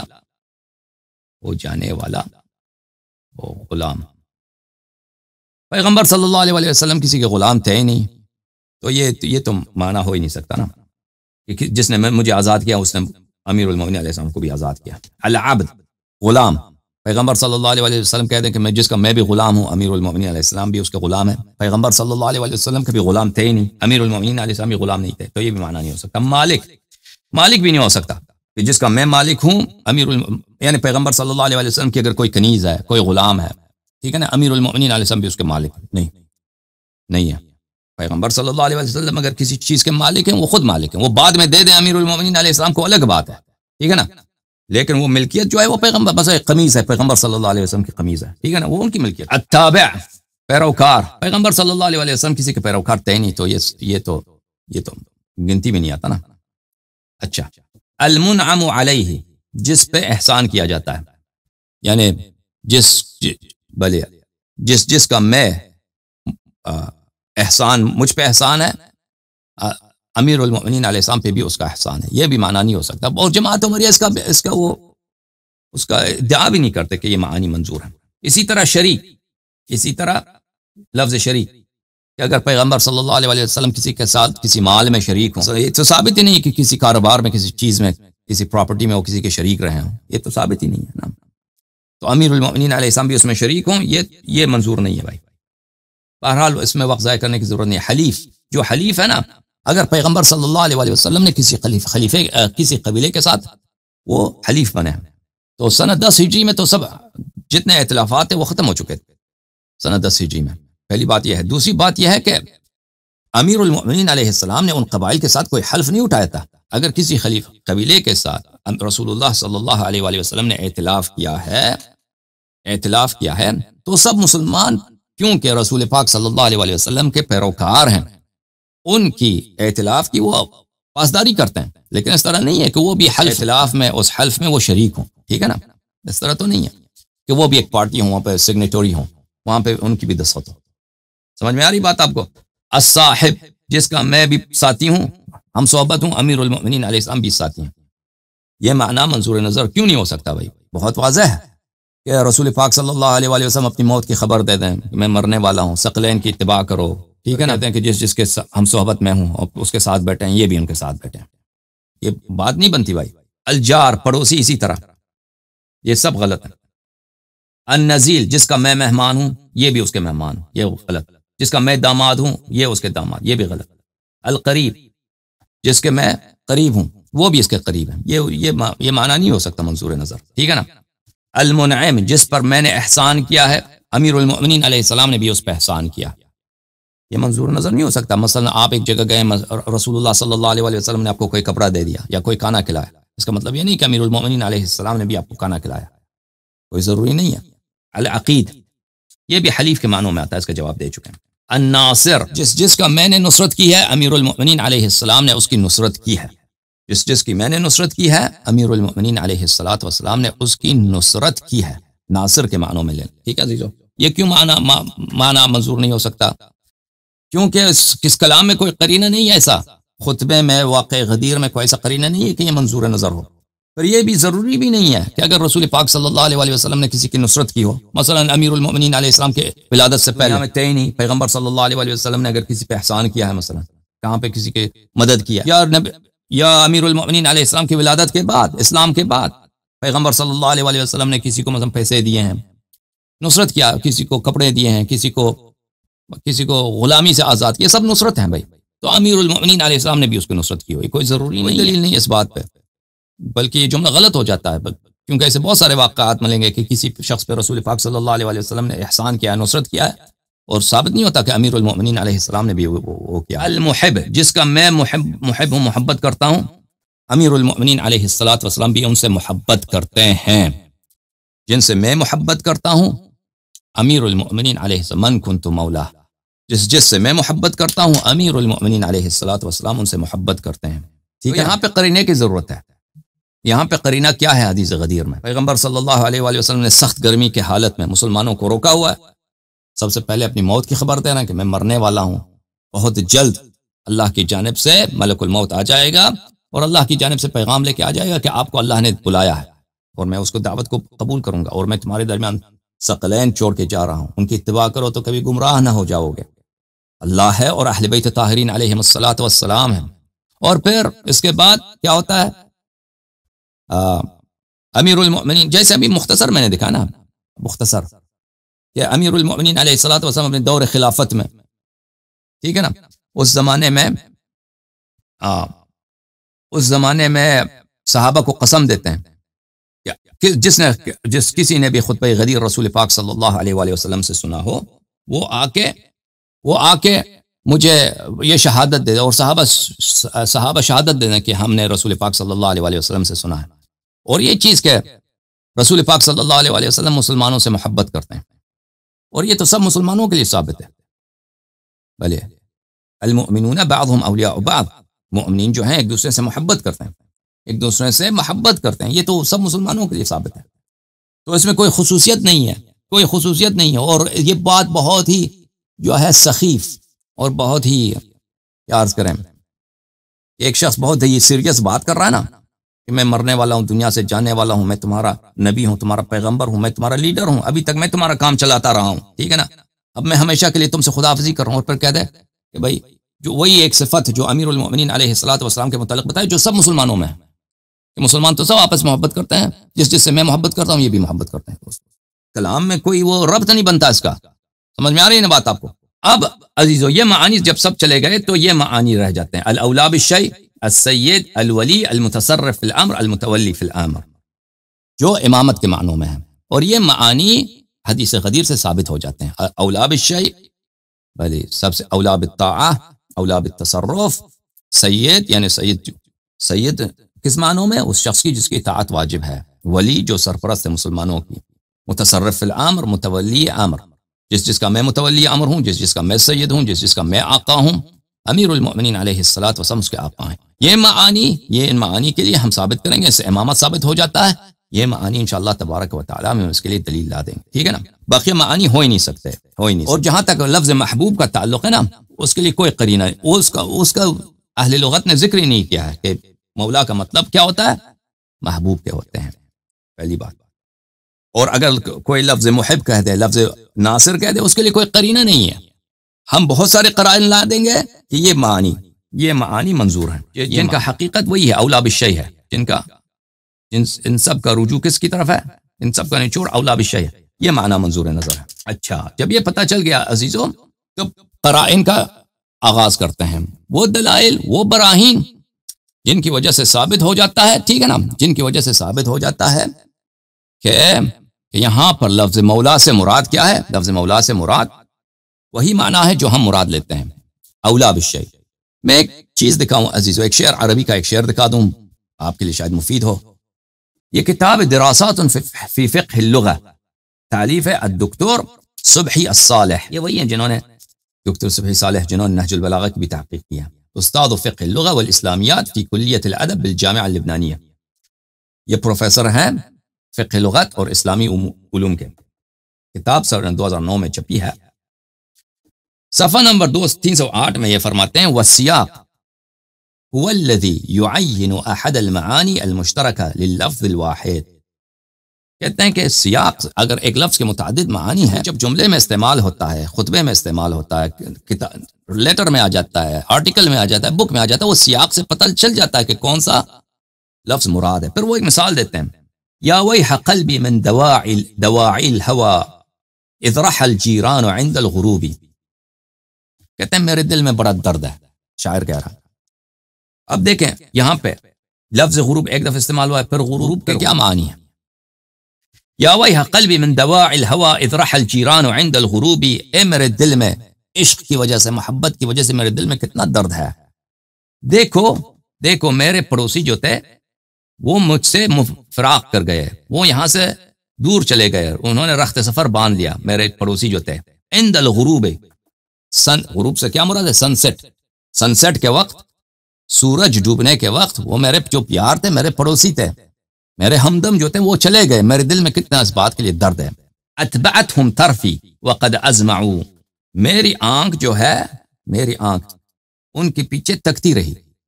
میرے یار جو جا رہے تھے غروب کے وقت، سورج ڈلنے کے وقت جا رہے تھے، تو میری آنکھ، میری نظر ان کے پیچھے تکتی رہی اور وہ چلے گئے، غائب ہو گئے. ودمع عینی کفیض الغروب، ودمع عینی کفیض الغروب. اور میرا آنسو گر رہے تھے اس طرح کفیض الغروب. غروب کس کو بولتے ہیں عزیزو؟ اس بڑی بالٹی جس میں آپ کنویں میں پانی ڈالتے ہیں نا، کنویں سے پانی نکالتے ہیں رسی کے ساتھ، اس بڑے بالٹی کو غروب بولتے ہیں. دلو کو عربی زبان میں اس کو دلو بولتے ہیں، دل اس کو غروب بھی بولتے ہیں. اور میری آنکھ اس طرح آنسو بہا رہے تھے جیسے وہ کنویں سے جب آپ پانی نکالتے ہیں نا، تو اس بالٹی سے پانی گر رہا ہوتا ہے واپس کنویں میں، تو اس بالٹی کی طرح میرے آنکھوں میں سے کیا آ رہی ہیں؟ آنسو باہر نکل آ رہے ہیں. تو یہاں پہ بھی غروب ہے، دیکھو یہاں پہ بھی لفظ غروب ہے. یہ لفظ غروب، میرے پڑوسی غروب کے وقت چلے گئے، یعنی سن سیٹ کے وقت، سورج ڈلنے کے وقت وہ مجھ سے بچڑ گئے، فراق حاصل ہو گئے، ٹھیک ہے نا. اور یہاں پر جیسے غروب سے پانی گرتا ہے، یعنی جیسے بالٹی سے، کنویں سے جو پانی نکالتا ہے نا، اس بالٹی سے پانی نکلتا ہے، اسی طرح میرے آنکھوں سے آنسو گر رہے ہیں. دونوں سیاق بہت واضح ہے، سیاق سے بہت پتہ چل رہا ہے کہ غروب سے کیا مراد ہے. اچھا، كانوا وفيهم طفلة حرة تفتر عن مثل اقاح الغروب. میرے جو یار تھے ان میں ایک بہت پیارا بچہ تھا، ان میں ایک بہت بلکہ پیاری بچی تھی، ان میں ایک بچی تھی بہت پیاری، بہت خوبصورت. تفتر، وہ ہم سے جدا ہو گئی اس طرح مثل اقاحی جو ہے وہ پھولوں کی قسم ہے، پھول ہے، مثلا پھولوں کے مختلف نام ہوتے ہیں نا.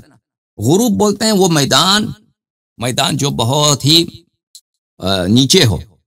جو ایک میدان ہوتا ہے نا مرتفع ہوتا ہے، میدان ہوتا ہے اوپر پہاڑی کے اوپر ہوتا ہے، میدان ہوتا ہے یعنی مرتفع مقام پر. ایک میدان ہوتا ہے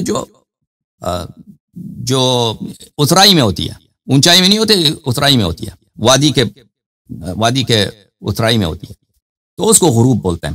اچھا، اقاح الغروب. اچھا، غروب کے پھولوں، یعنی وادی کے بطن میں جو پھول ہوتے ہیں ان کی طرح، ان پھولوں کو جیسے کوئی اکھاڑ دے نا، ان پھول کو کوئی اکھاڑ دے، ان پھولوں کی طرح یہ بچی جو ہے ہم سے کہ پیاری بچی بھی ہم سے دور ہو گئی، ٹھیک ہے نا۔ اب دیکھیں یہاں پہ بھی لفظ غروب ہے، لفظ غروب، غروب غروب غروب لیکن پتہ چل گیا، لیکن پتہ چل جاتا ہے غروب سے کیا مراد ہے، ٹھیک ہے نا۔ اب کلام رسول صلی اللہ علیہ وآلہ وسلم میں، کلام رسول صلی اللہ علیہ وآلہ وسلم جو خطبہ غدیر کے وقت انہوں نے بیان فرمایا ہے، اس میں بہت سارے قرائن ہیں، بعض قرائن متصلہ ہیں، بعض قرائن منفصلہ ہیں، بعض قرائن کلام رسول صلی اللہ علیہ وآلہ وسلم میں ہے، بعض قرائن جو ہیں اس احوال میں ہیں، اس احوال میں ہیں، یعنی لوگوں کے کنورسیشنز میں ہیں، صحابہ کے رد عمل میں ہیں، اور اس وقت کے واقعات کے ہیں۔ یہ سب اس بات پہ دلالت کرتی ہیں کہ سیاق سے پتہ چل جاتا ہے کہ رسول پاک صلی اللہ علیہ وآلہ وسلم امیر المؤمنین علیہ الصلوۃ والسلام کو یہاں پر امام اور مسلمانوں کا لیڈر اور اولا بالتصرف معین کر کے جا رہے تھے۔ اچھا، اب یہ قرائن کون سے ہیں؟ ہم قرائن بہت سارے ہیں انشاءاللہ تبارک و تعالی۔ اب مجھ سے 20 قرینے چاہیں 20 قرینہ، 30 قرینہ، 40 قرینہ، جتنا وقت ہوا میں آپ کو بتاؤں گا، لیکن آج اس قرینے سے شروع کرتے ہیں۔ وہ قرینہ کیا ہے؟ وہ بہت واضح ہے کہ رسول پاک صلی اللہ علیہ وآلہ وسلم نے خطبہ غدیر میں، غدیر خم میں ابتدا کس بات سے کی ہے؟ انہوں نے کہا کہ میں مرنے والا ہوں، انہوں نے اپنی موت کی خبر دی ہے، انہوں نے اپنی موت کی خبر دی، اور یہ ان کے پیغمبر صلی اللہ علیہ وآلہ وسلم مسلمانوں کے لیڈر ہیں، مسلمانوں کے رولر ہیں، اور نبی کریم صلی اللہ علیہ وآلہ وسلم مسلمانوں کے مرجع ہیں، اور ہر بات میں مسلمان رجوع کرتے ہیں کن سے؟ رسول پاک صلی اللہ علیہ وآلہ وسلم سے۔ وہ اس دنیا سے اب جا رہے ہیں، دینی لیڈر بھی وہی ہیں، سیاسی لیڈر بھی وہی ہیں، اور ہر لحاظ سے وہ عرب کو چلانے والے وہی ہیں، اور وہ اپنی خبر دے رہے ہیں کہ میں بہت جلد دنیا سے چلے جانے والا، ٹھیک ہے نا۔ یہ بہت واضح قرینہ ہے کہ وہ اگر دنیا سے جا رہے ہیں تو وہ اپنے بات کے لیے مسلمانوں کو بغیر امام کے نہیں چھوڑ کے جا سکتے، اور انہوں نے یہ خبر کہاں دی ہے؟ غدیر خم میں خبر دی ہے، ٹھیک ہے نا۔ جب غدیر خم میں یہ خبر دی ہے تو یہ بہت واضح قرینہ بن جاتا ہے کہ لفظ مولا سے مراد محب نہیں ہو سکتا، ناصر نہیں ہو سکتا، ابن عم نہیں ہو سکتا، عام نہیں ہو سکتا۔ اس لفظ سے مراد کیا ہوگا؟ اس لفظ سے مراد یہ ہوگا کیونکہ میں جا رہا ہوں، تو پہلا سوال ان کے بعد آ جائے گا نا کہ آپ کے بعد ہم لیڈر کون ہوگا، آپ کے بعد رہبر ہمارا کون ہوگا، رہبر کون ہوگا؟ کیونکہ یہ اپنے جب دنیا سے کوئی چھوڑ کے چلا جاتا ہے اور اپنے بعد کسی کو اپنا جانشین نہیں بناتا تو وہ لوگوں پہ ظلم ہے، مسلمانوں پہ ظلم ہے، مسلمانوں کے ساتھ غداری ہے، جیسے کہ ہم پہلے بیان کر چکے ہیں اور ابھی بیان کریں گے۔ عزیز ملاحظہ فرمائیے عزیزو، یہ کتاب ہے سقیم مسلم، بلکہ کہہ دیں چلیں دوستوں کی احترام میں کہتے ہیں صحیح مسلم، چاپ دارالفکر بیروت، یہاں پر صفحہ نمبر 1200۔ اس تقریر کے ابتدا میں نے اس حدیث کو آپ کے لیے پڑھا تھا۔ اچھا، حدثني یزید بن حیان، اس نے روایت کی کہ میں حسین ابن صبرہ اور عمر ابن مسلم زید کے پاس گئے، اور زید سے ہم نے کہا کہ آپ بڑے فاضل آدمی ہیں، آپ نے بڑے خیرات دیکھیں، کوئی حدیث سنائیں۔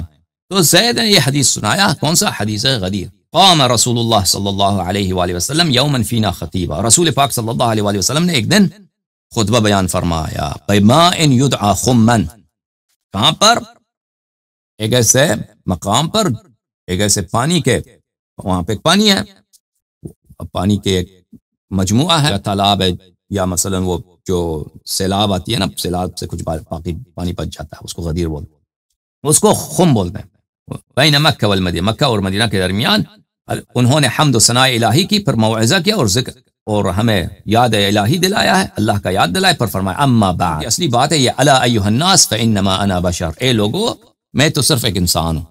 یہ نہ سوچنا کہ میں خلود کے لیے، ہمیشہ دنیا میں رہنے کے لیے آیا ہوں، میں تو انسان ہوں اور انسان کو موت ہونا ہی ہونا ہے۔ یوشکو بہت وشک یعنی بہت جلدی، بہت قریب، ایسا نہیں کہ دور، بہت عرصے بات نہیں، بہت جلد، ان یاتی رسول ربی، میرے رب کا پیغام آور آئے گا کہ مجھے موت کی خبر لے کے آئے گا، وانا تارک فاجیب، اور میں اجابت کر دوں گا، اور میں اجابت کروں گا، میں مان لوں گا، اللہ مجھے دعوت دے گا اپنے پاس اور مجھے بلائے گا اپنے پاس، اور میں آپ کو چھوڑ کے جا رہا ہوں، وانا تارکن، اور میں چھوڑ کے جا رہا ہوں، یہ خود صریح ہے استخلاف میں عزیزو، اور یہ ایک ہمارا مستقل قرینہ ہے، انشاءاللہ آئے گا، مستقل قرینہ ہے کہ تارکن، میں آپ کے درمیان چھوڑ کے جا رہا ہوں ثقلین کو، ٹھیک ہے نا، موت کی خبر دے رہے ہیں، اور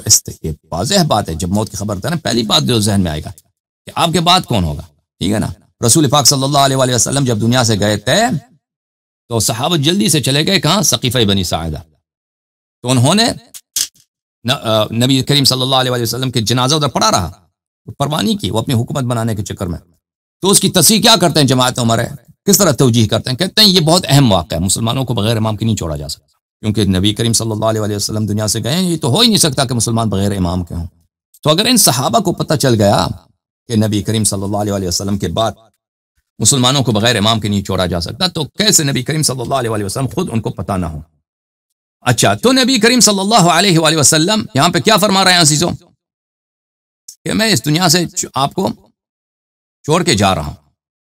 اچھا، یہ کتاب ہے عزیزوں خصائص النسائی، خصائص علی بن ابی طالب علیہ الصلوۃ والسلام، تالیف عبد الرحمن احمد بن شعیب النسائی. کتاب خصائص بہت معروف ہے، یہ سنن النسائی کا جزو ہے. تحقیق و تخریج احمد میرین بلوشی، چاپ مکتبۃ المعلی الکویت، کویت میں چھپا ہے سن 1986 میں. ٹھیک ہے، یہاں پہ ملاحظہ فرمائیے صفحہ نمبر 96 میں حدیث، یہ حاشیہ نمبر 224، یہ بلوچی صاحب فرماتے ہیں حدیث صحیح، حدیث صحیح ہے، رجال ثقات من رجال الشیخین، رجال اس کے سب رجال شیخین ہیں، رجال بخاری ہیں. ٹھیک ہے نا. وصححه الحاکم على شرط الشیخین واقرہ الذهبی، حاکم نیشابوری نے اپنے المستدرک میں کہا یہی حدیث بشرط شیخین صحیح ہے، اور ذہبی نے بھی اس موافقت کیا کہ واقعی یہ حدیث بشرط بخاری و مسلم صحیح ہے. اچھی بات ہے عزیزو. ملاحظہ فرمائی حدیث کیا ہے؟ حدیث یہ ہے، زید بن ارقم نے کہا لما رجع رسول اللہ صلی اللہ علیہ وآلہ وسلم عن حجۃ الوداع، رسول پاک صلی اللہ علیہ وآلہ وسلم جب حجۃ الوداع سے واپس پلٹے، ونزل غدیر خم، اور وہ غدیر خم کے مقام پر انہوں نے نزول فرمایا.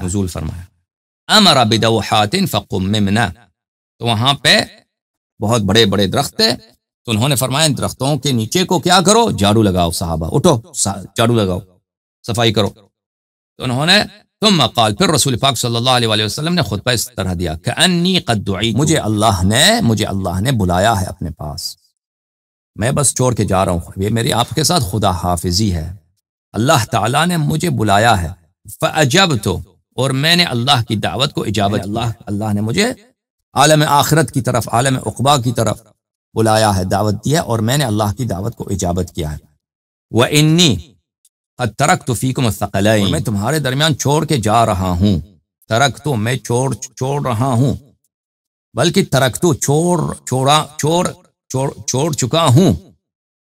ترکتو کا کیا مطلب؟ چھوڑ چکا ہوں، یعنی صیغہ ماضی ہے، فعل ماضی ہے، یعنی اپنے آخرت کے سفر کو اتنا مفروغ عن، وہ اتنا یقینی کہ ابھی تک دنیا سے نہیں گئے، ابھی تک ہیں وہ، لیکن اتنا قریب ہے ان کی موت صلی اللہ علیہ وآلہ وسلم، اور ان کی شہادت اتنی قریب ہے کہ وہ فرما رہے ہیں کہ میں مجھے سمجھو کہ میں تو ایسا تم حساب کرو کہ میں تمہارے درمیان نہیں ہوں، اور میں چھوڑ کے گیا ہوں تمہارے درمیان. اچھا، الثقلین احدہما اکبر من الآخر، ایک میں تمہارے درمیان چھوڑ کے جا رہا ہوں ثقلین کو، دو بہت ہی قیمتی چیزیں، دو بہت ہی اہم چیزیں، نفیس چیزیں، ایک دوسرے سے بڑا ہے. کتاب اللہ وعطرتی اہل بیتی، کتاب اللہ اور میرے عطرت اہل بیت علیہم السلام. اور مزے کی بات یہ ہے عزیزوں کو اس وقت کتاب اللہ کسی کے پاس نہیں تھا. ٹھیک ہے نا، جیسے میں نے آپ کو دکھایا تھا پچھلے ہفتے سیٹرڈے کو جو ہمارا پروگرام ہوا تھا نا، کہ اس وقت قرآن تو جمع نہیں تھا کسی کے پاس، اور قرآن کسی کے پاس نہیں تھا اس زمانے میں. جب زید بن ارقم سے ابو بکر نے کہا کہ تو قرآن جمع کر، زید بن ارقم نے کیا کہا؟ وہ بخاری کی حدیث ہے، اس نے کہا کہ ایسا ہے میرے لیے کہ پہاڑی اگر کہہ دے پہاڑی اپنی جگہ سے اٹھا دو تو یہ میرے لیے زیادہ آسان ہے کہ میں قرآن کہاں سے جمع کیا؟ قرآن جمع کیا پتھروں سے. کس کام پہ؟ پتھر پہ لکھے تھے قرآن. کچھ وہاں سے ملے، کچھ مجھے ملے ہیں درختوں کے پتوں سے ملے، اور کچھ مجھے ملے ہیں ہڈیوں سے ملے، ہڈیوں پہ لکھے تھے. کچھ لوگوں نے قرآن وہاں پہ لکھے تھے، وہاں سے ملے مجھے متفرق. اور کچھ تو کہیں نہیں لکھا تھا، کسی کو زبانی یاد ہے تو ہم نے قرآن لکھ دی اس سے. اور ایک آیت ایسا ہے کہ کسی کے پاس نہیں تھا.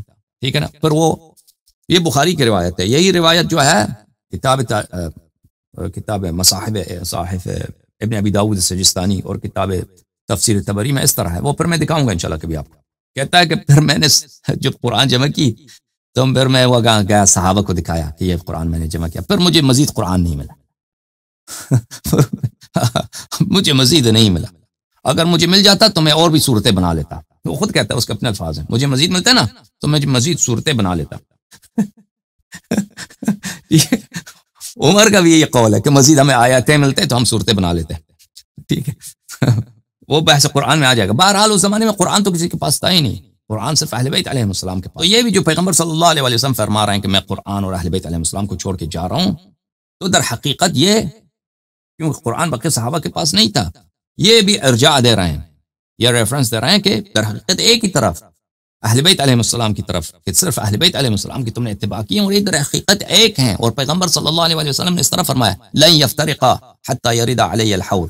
یہ تو حدیث ثقلین میں آ جائے گا انشاءاللہ تبارک و تعالی تفصیل کے ساتھ کہ یہ دونوں کبھی ایک دوسرے سے الگ نہیں ہوں گے. تو پیغمبر صلی اللہ علیہ وسلم ایک ہی طرف لوگوں کو حوالہ دے رہے تھے کہ ان میرے بعد جو ہے میرے وارث کون ہے، میرے وصی کون.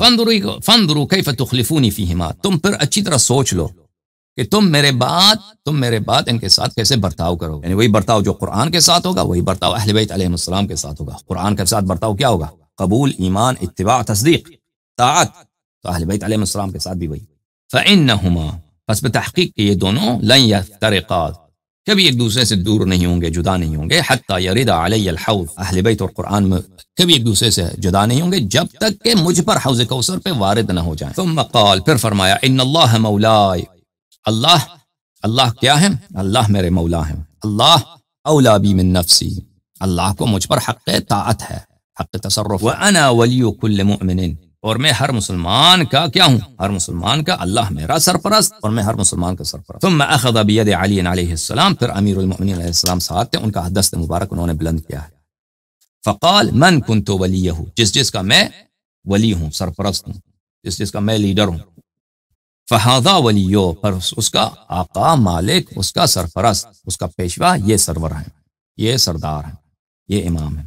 اللہم والی من والاہ وعاد من عادہ، اے اللہ جو ان کو سپورٹ کرے، جو ان کو سپورٹ کرے تو اس کو سپورٹ کر، اور جو اس کے ساتھ دشمنی کرے.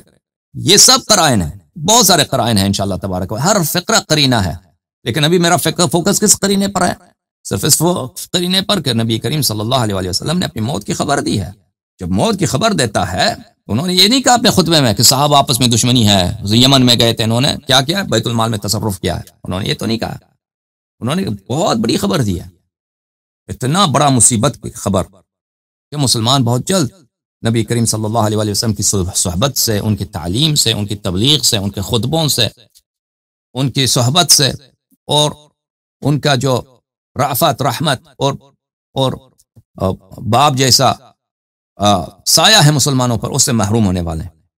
اس پہ ابھی ہم فوکس کریں گے. یہ سب فقرے انشاءاللہ ایک بعد دیگر آ جائیں گے اور بہت سارے دلائل آئیں گے انشاءاللہ تبارک. فقلت لزید، میں نے زید سے کہا سمعتہ من رسول اللہ صلی اللہ علیہ وسلم، کیا تو نے واقعا پیغمبر سے سنا ہے؟ اگر یہ خود یہ بھی ایک قرینہ ہے نا کہ میں نے پوچھا کہ کیا تو نے واقعا یہ پیغمبر صلی اللہ علیہ وسلم سے سنا ہے؟ کیونکہ اگر یہ کوئی معمولی بات تھی جس کا میں دوست ہوں، امیر المؤمنین علیہ السلام بھی اس کے دوست ہیں، تو اس میں تعجب کی کوئی بات نہیں ہے، اس میں غرابت کی کوئی بات نہیں ہے نا. لیکن اگر رسول پاک صلی اللہ علیہ وسلم نے سید المسلمین علی علیہ السلام کو اپنا خلیفہ بنایا ہے اور بعد میں صحابہ نے کیا کیا ہے؟ صحابہ نے عسکری بغاوت کیا اور صحابہ نے ان کا حق نہیں مانا ہے، تو اور صحابہ نے ان کے حق کو چینا ہے، تو اس میں تعجب کی بات ہے کہ واقعا آپ نے پیغمبر صلی اللہ علیہ وسلم سے سنا ہے. اور زید کا جواب دیکھیں، ما كان في الدوحات احد الا رآه بعینیہ وسمعه باذنیہ، کہ وہاں پہ کوئی ایسا صحابہ نہیں تھا، وہاں پہ جو درخت ہیں، درخت کے نیچے پیغمبر صلی اللہ علیہ وسلم نے تقریر کیا ہے،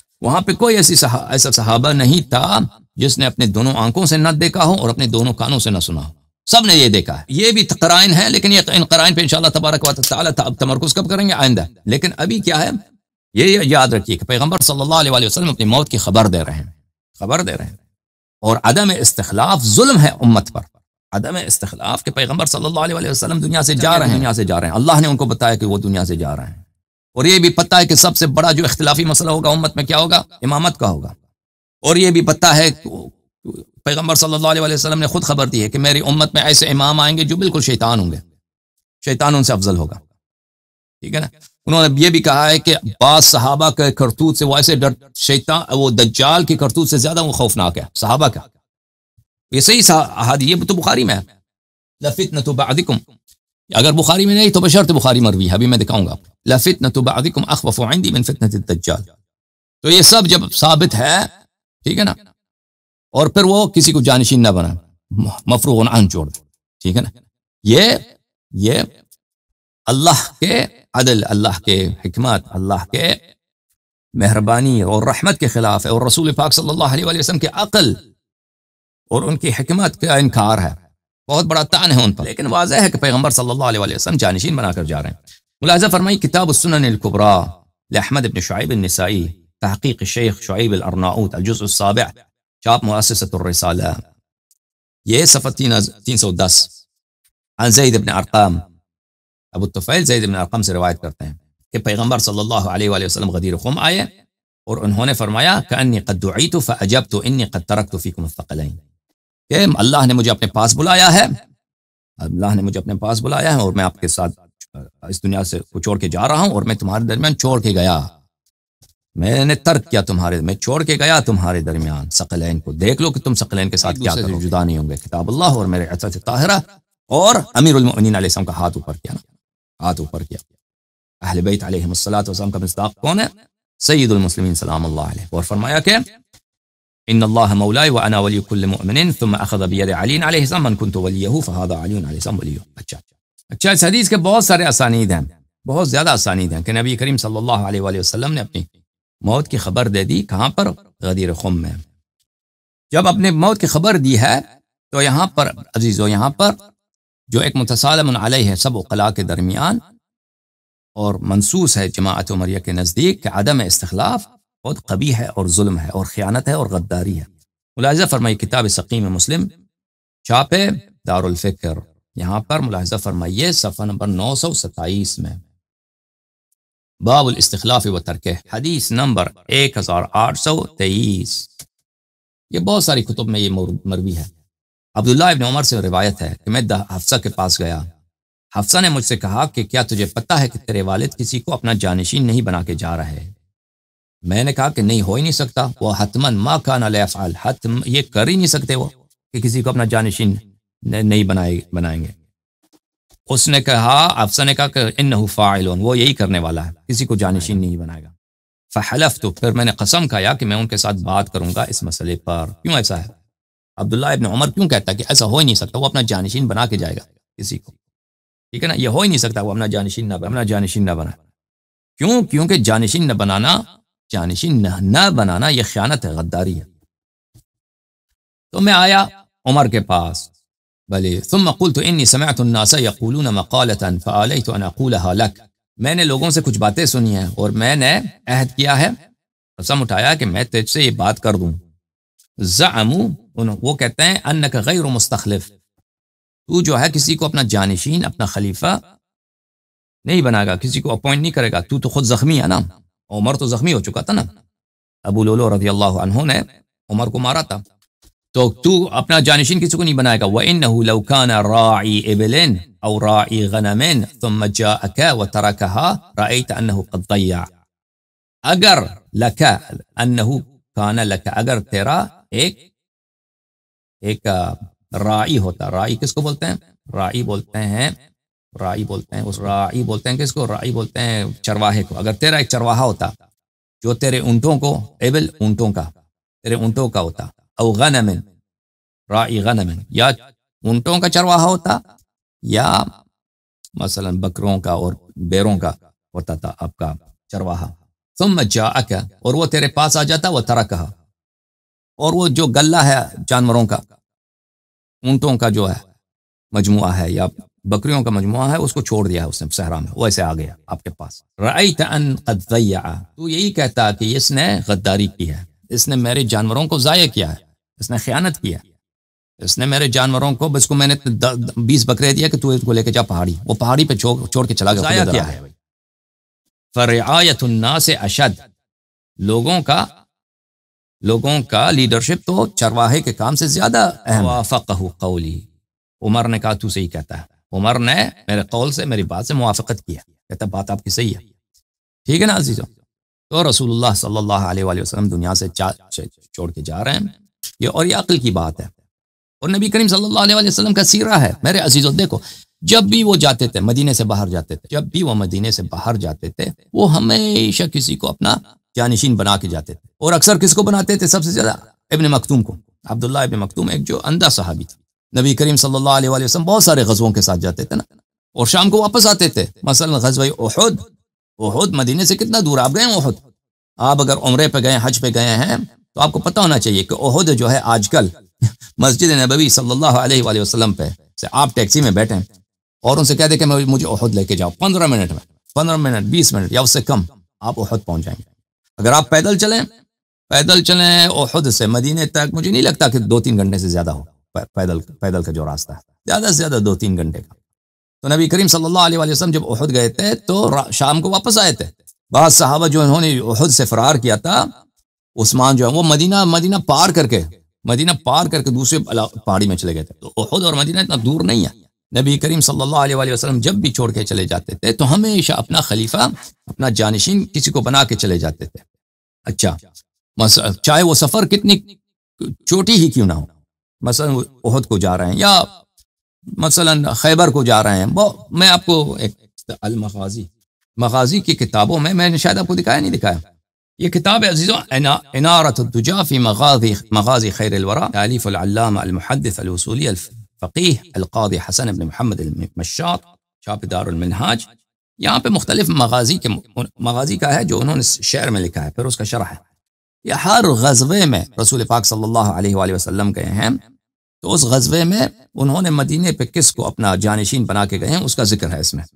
اچھا، اب جو ہے نا میری تقریر جو ہے 1.5 گھنٹے سے زیادہ ہو گئی، میرے پاس عربی میں بھی تقریر ہے، تو میں اسی مقدار پہ اکتفا کرتا ہوں۔ انشاءاللہ تبارک و تعالی اس بحث کو آگے بڑھائیں گے انشاءاللہ۔ کل میرے پاس جو ہے آپ کے ساتھ ہے شیعہ کالرز کو لیں گے اور پرسوں جو ہے عمری کالرز کو لیں گے، پھر انشاءاللہ گفتگو ہوگی آپ سے۔ ابھی فی الحال اکتفا کرتے ہیں۔ اللہم صل علی محمد وآل محمد، اللہم کن لولیک الحجۃ ابن الحسن صلواتک علیہ وعلی آبائہ فی هذه الساعة وفی کل ساعة ولیا وحافظا وقائدا وناصرا ودلیلا وعینا حتی تسکنه ارضک طوعا وتمتعه فيها طويلا طويلا طويلا، اللهم صل على محمد وعلى محمد يا علي مدد يا علي۔